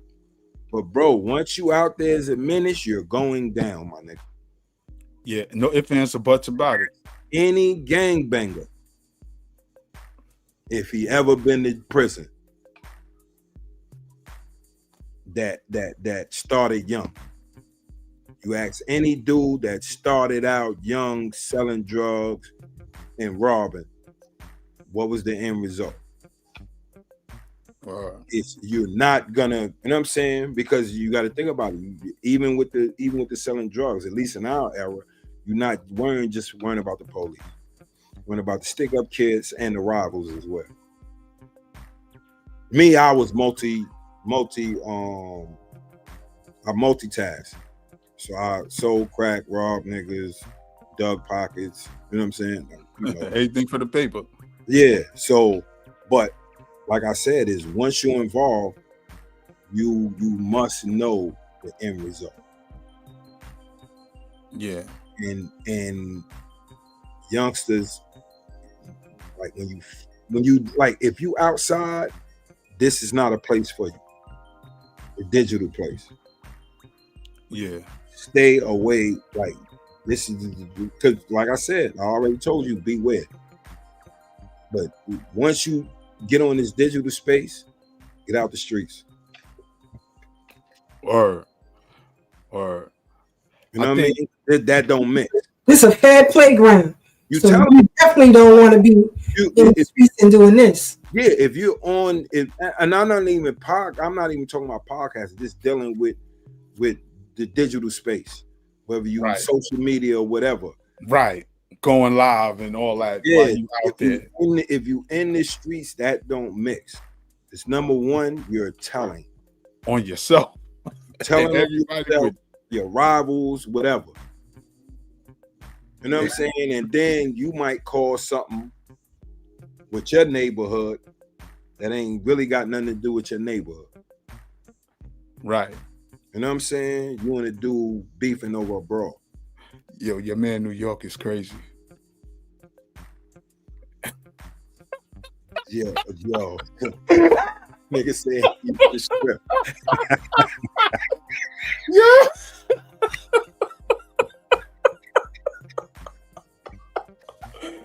Yo. Hey, yo. Oh, man, this nigga just gave me a hiccup. Oh, man. He said Gunna was the original Chippendale. That's what the scene means. Yo. No. Oh. Yo, New York's definitely our favorite troll, man. Yeah, I needed that laugh. Woo. Oh, but you know what? I found out too, because entertainers of the past, right? A lot of them had involvement in the civil rights movement, with the Black Panthers. And one story that sticks out to me is the book Truly by Lionel Richie, right? In his book, he talks about when he was first, starting out, and when he started dating a woman who was well known in the Black Panthers, and she got unalived, right? And how that affected him, and he wanted to take the music in a different direction, but his father and other members of the Commodore said, "No, this is our lane. This is where you stand." And so he was making money, but not a lot of money. And when he was ready to, when he was telling the members that he wanted to move to a revolutionary stance, and they pulled him back, lo and behold, the Jacksons booked the Commodores as an opening act for them, right? And he said, after that opening for the Jacksons, he said, grown men opening for young kids, he said he realized the power of adulthood, right? And what it meant, to him, so he tried to keep himself clean, away from drugs and stuff until he got slipped to Mickey. That's a whole nother story. But anyway, but he realized that, if it wasn't for the people around him, he could have went in a whole nother different direction. And, that's why, the OG Wisdom podcast is very important. Doggy Diamonds TV is very important because not only does Doggy teach you or give you great interviews about those in the business of hip hop, but he also gives you the business of hip hop. You understand what I'm saying? Yes. So it's very, very important to steer people who may be looking in another direction. Now, I'm not getting it right now. Let me go in this direction. But that direction is going to get you locked up. That direction get you unalive, especially because you started out in these spaces, and I say that to say, like, with Sister Brooke, Brother Devon, and all of them, what they doing as far as fighting for us and our reparations, I don't want the feds to pull up on them the way they did me. I don't want the feds the way pop out like they did on Brother Tag. You understand what I'm saying? So it's my job to keep them, in the right frame. Don't deviate too far over here because you don't want that kind of smoke. So, it's crucial that, we act as, elders and not trying to, because some of the things that I hear in particular with Jim Jones, it's not a good look. It's not a good look as being a man, being a grown man. When you got other people, why do you want to? I don't get it. I just don't get it. So maybe that's just me, but you got to be careful with what you spitting out into the world. Like you said, Joe Budden is about the business. That's probably why he's number one.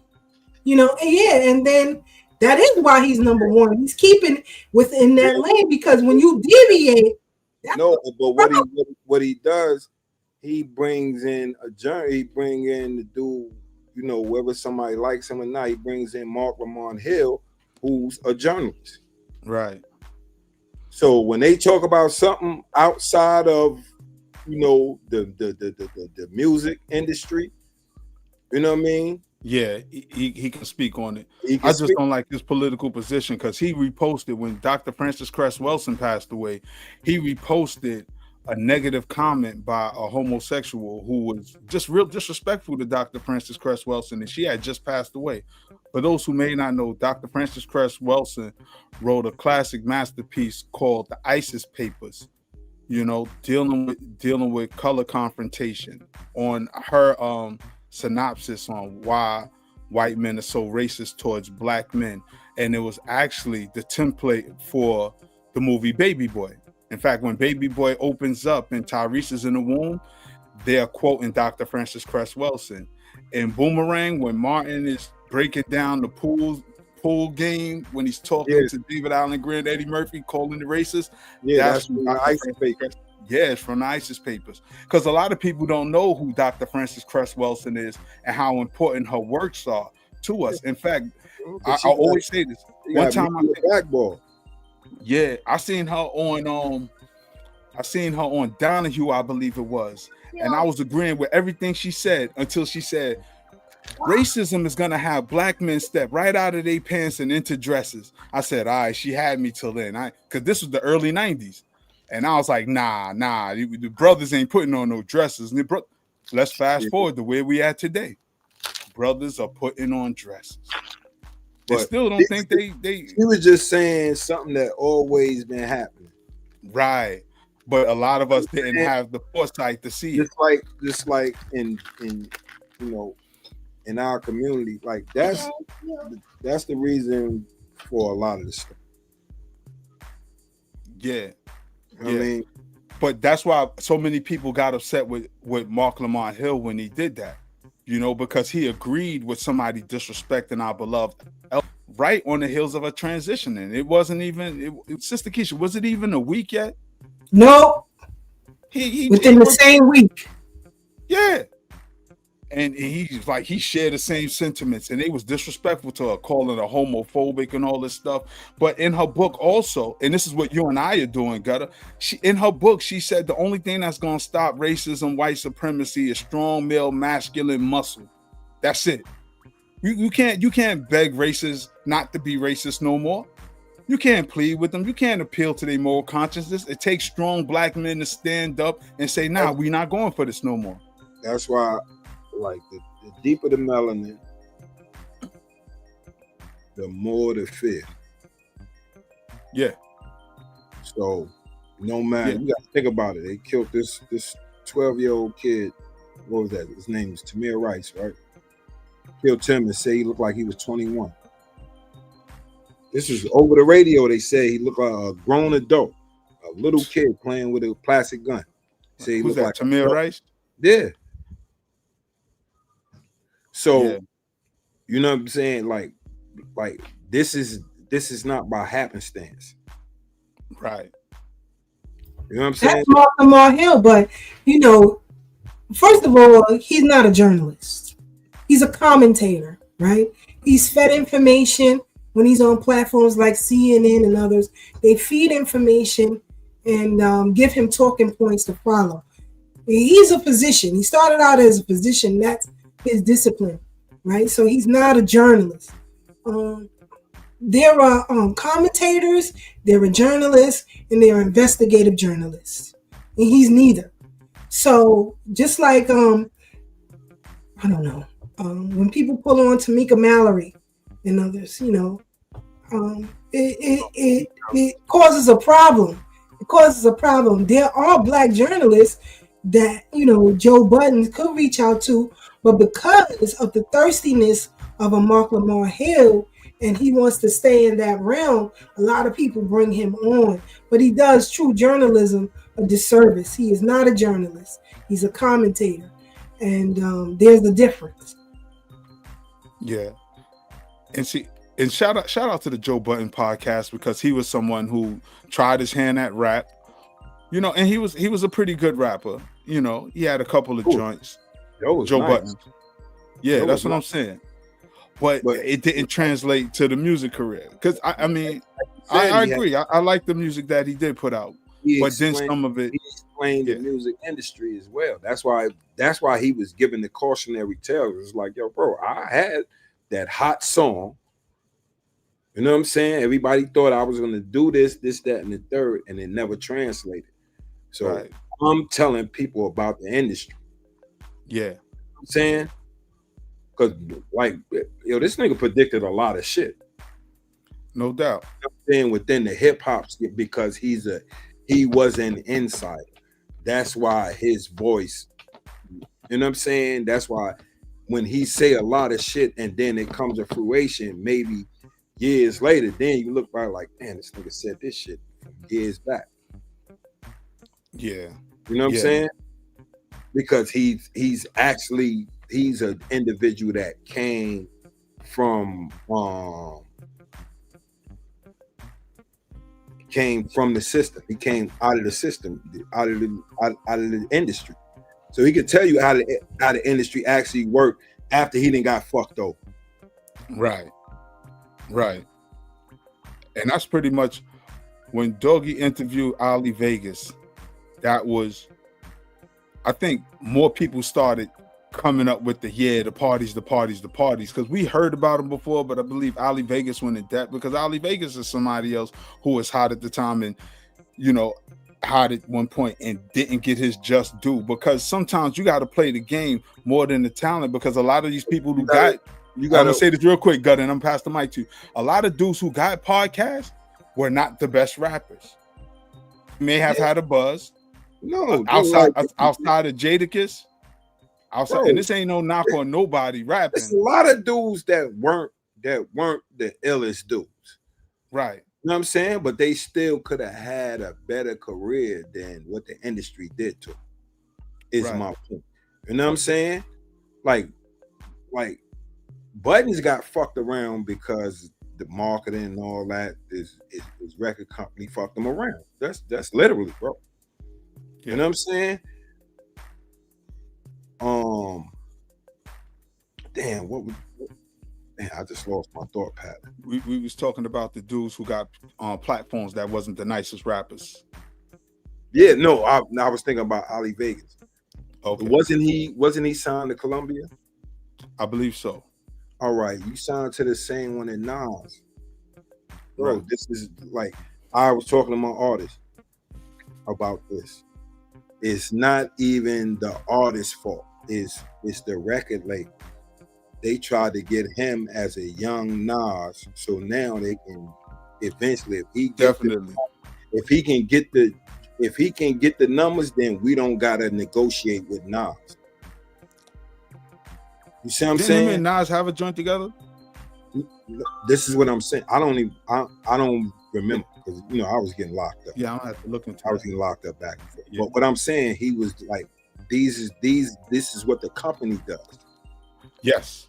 This is what the company does. So he has the imagery, he has sort of the rhyme pattern. You know what I'm saying?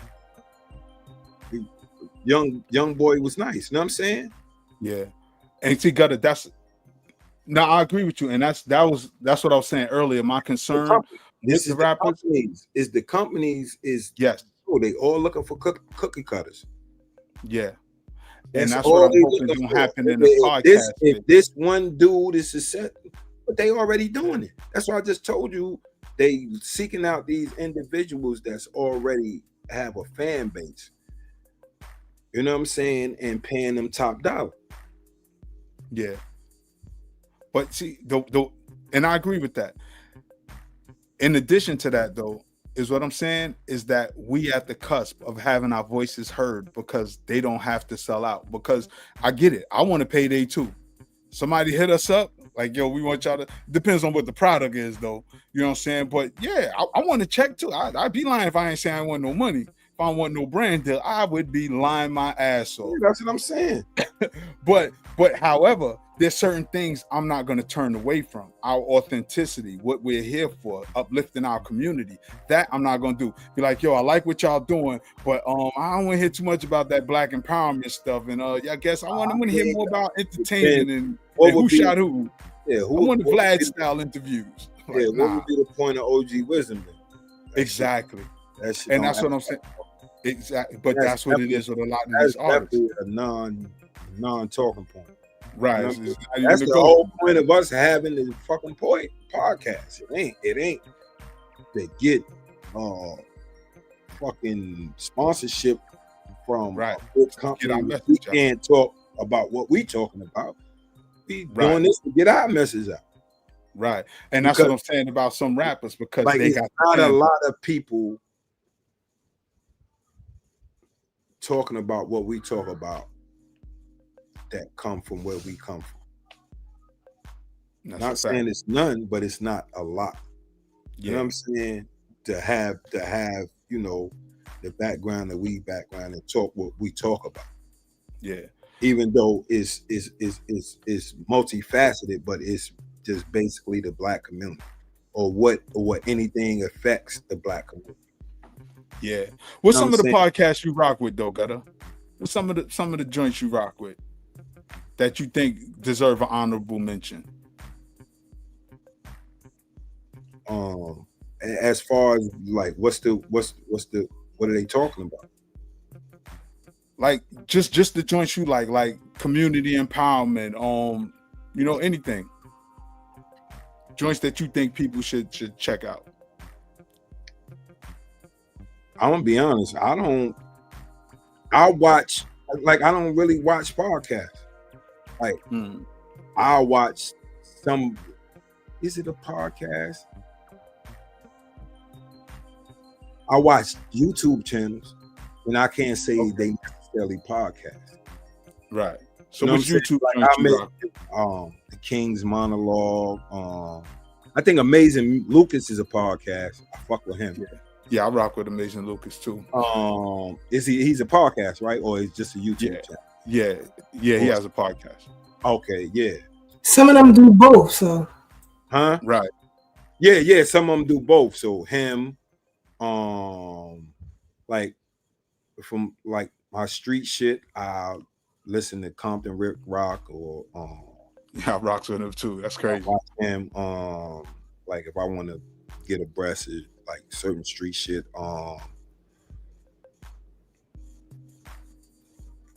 even just YouTube channels. Kissing Joe. Yeah. I like their chemistry. I ain't going front. Yeah.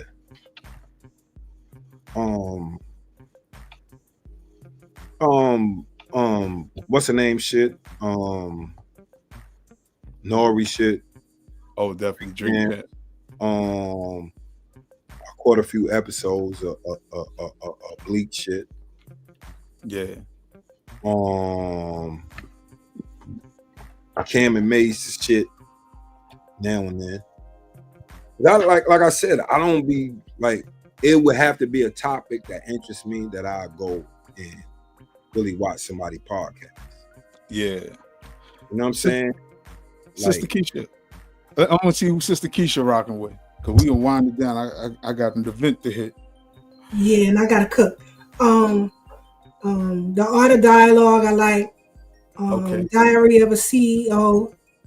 TFU podcast. Maverick Approach. The Reaper. Pam Esquire. Law and Crime. Those are some of my favorites. Yeah, Law and Crime. Chronicle Speaks. Yeah, see, I don't know none of them. I know like YouTube channels like the King's Monologue, because he go into the a lot of the stuff. He go into the Moors and the in Kemet. That's a dude from UK with African background. He go into Kemet stuff. It's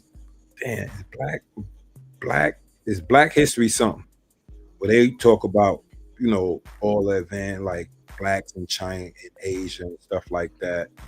This is mainly history channels. You know what I'm saying? I like just a lot of stuff like that. It's a few. That, or I watch like I said on Jeff Teague joint, his shit and Gil's Arenas. Okay. No, I Don't watch. forget the OG Wisdom podcast and Doggy Diamonds TV. I'm about to say I rocks with Doggy Diamonds. Definitely rock with Doggy. Yeah, Doggy, y'all, and us. Yeah, Throw Black Talk. You know who I like. And I used to like. I ain't see too much Gangster Chronicles shit lately. About the Gangster Chronicles, yep. I haven't seen too much of their shit.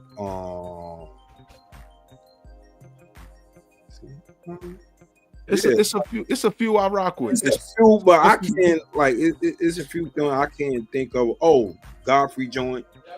Godfrey joint. Yeah. That nigga be having me crying. Yeah.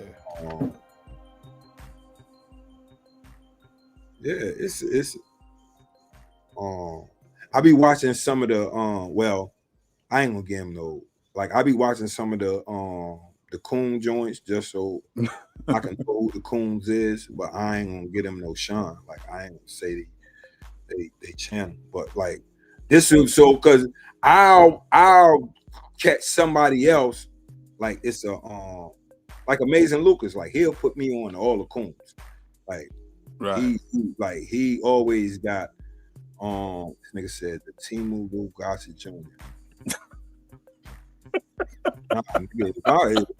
If you gonna call me Lou Gossett, nigga, I ain't Timu. Nigga, I'm top of the line. My grandpa, nigga. Fuck you talking about? Now, some of the joints I rock, and one of them I appreciate is Street Media TV with the brother George out of Philly. I definitely rock with Crimson Cure. You talk about George Macon? Yeah. Oh yeah, I rock with him too. Go ahead. I rock with George Macon out in Philly. You know, rock with him and his Urban Nerds joint. Definitely Crimson Cure. She be laying it down. Now, I be and I like FBA. I be going to Tyreek when he be getting wrecked on people. Like, yeah. Like, cause he just got off on the Callaway nigga. Oh, Dane Callaway. Yeah, word. Let me get you niggas too. He said, "Let me get you niggas too." Like he be getting wrecked. Like that's how I fuck with him. Cause he know how to do that. Is like his shit is genius, bro. Yeah, you know yeah. People take him for being like the leader of some, but he's just a dude that know what he talking about with and share the information. Yeah, know what he talking about, but he really get wrecked. He's a hood nigga. But so, let me get my list before we get out of here. It's Street Media TV, it's Pink Books Lessons, it's Crimson Cure, of course it's Doggy Diamond. You said Compton Rick Rock. You know who I rock with too? The New York dudes. China Brim in a 050 movement. I like them. Nah, he put it in the comments section. Put it in the comments. That nigga. Harlem TV. I like him. Harlem TV. You know, I probably seen clips, but like I said, I don't really watch the podcast. Like cuz from up here, but he live in Atlanta now. He funny as shit.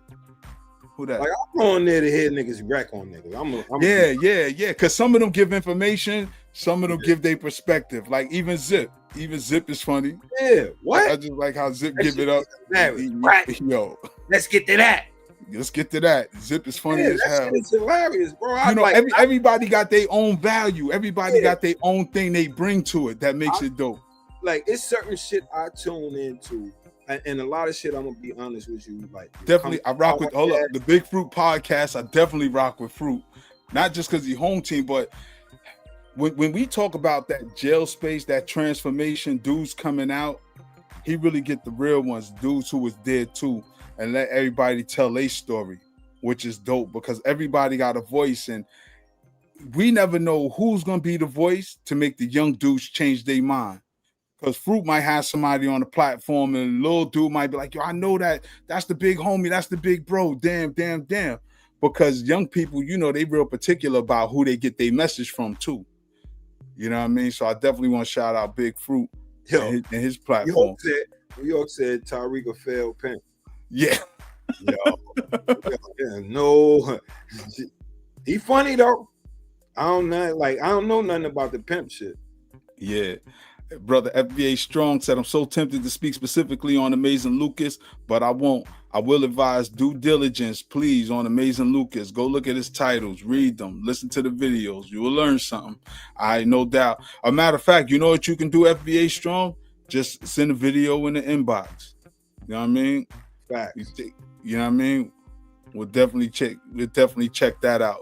You know, because we don't want to support the wrong folks who got a message that goes against what we saying. But also, if they got a message we agree with, I'm not going to discount that either. You know what I'm saying? If I agree with you, I'm not going to disagree with you just because, you know. Only niggas I'm against is coons and crackers. You know what I'm saying?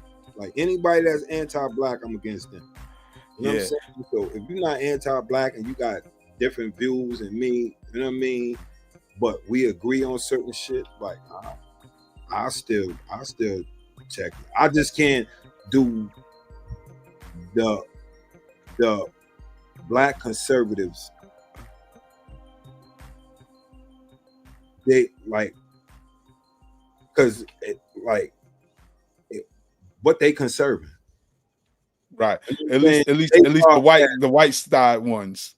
Yeah, that's what I'm saying. It's like, yeah. If you talking about, if we speaking on our community, and you talking about, we want the family structure, and I understand that. You know what I'm saying? But dudes not talking about that. You know what I'm saying? That's the majority of those dudes in this space is not with us. That's just the coons. You know what I'm saying? You lay that down. Like, I don't know one that's in this space that's completely conservative from that perspective where they not a coon. Yeah. Because once you agree, because you're gonna have to agree with Charlie Kirk, Nick Fuentes. Yeah. One of these, you're gonna agree with some racist notion that they got that attaches to black people. Yeah. You know what I'm saying? So that's just like all these elected officials. Look how all the voters of their movement is showing them how they feel about it.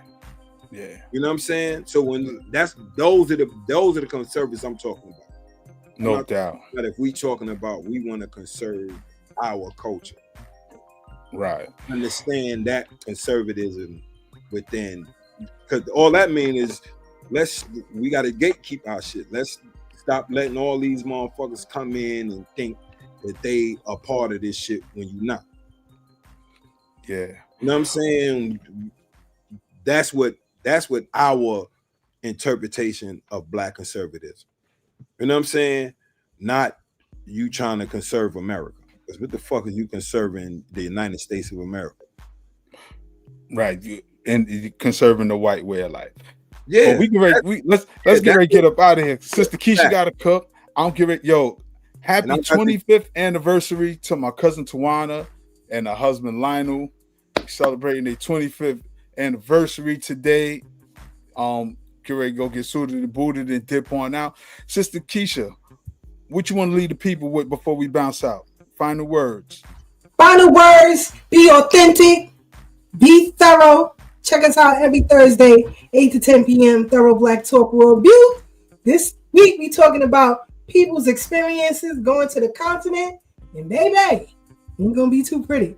So tune in. I appreciate you, sis. Gutter, what you want to leave the people with before we bounce up out of here?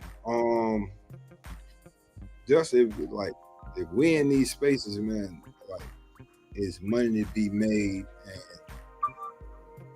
people need to speak on what they know about. No doubt. If you ain't speaking on what you know about, shut the fuck up. All right. Yo, to all the rappers with new podcasts, man, congratulations on all y'all endeavors. But don't forget the people who was already doing this, man. Throw your homies alley-oops, man. Don't act like you ain't watching your homies, but then you bigging up other dudes you don't know. Man, spread love the Brooklyn way. So hopefully y'all was inspired by something you heard here today. It's your turn to go out and inspire others. So Yeah, stay any blessed. of the rappers I know, shit, shout my shit out, cuz. Shout our shit out. OG Wisdom. Like, That's a fact. If y'all ever run across this shit, just shout my shit out. Help us get some bread. Or they watch, yo, and it don't cost you nothing to shout the joint out. You know what I'm saying? Throw your man's alley-oop, man. And that don't hurt you. You know what I mean? Suggest it, repost it. You'd be surprised on what a little gesture like that can do. You know what I mean? But y'all stay up, stay blessed, stay true. Remember, no matter how hard things seem right now, it's always better days ahead. And we see y'all next Sunday. Peace. Peace.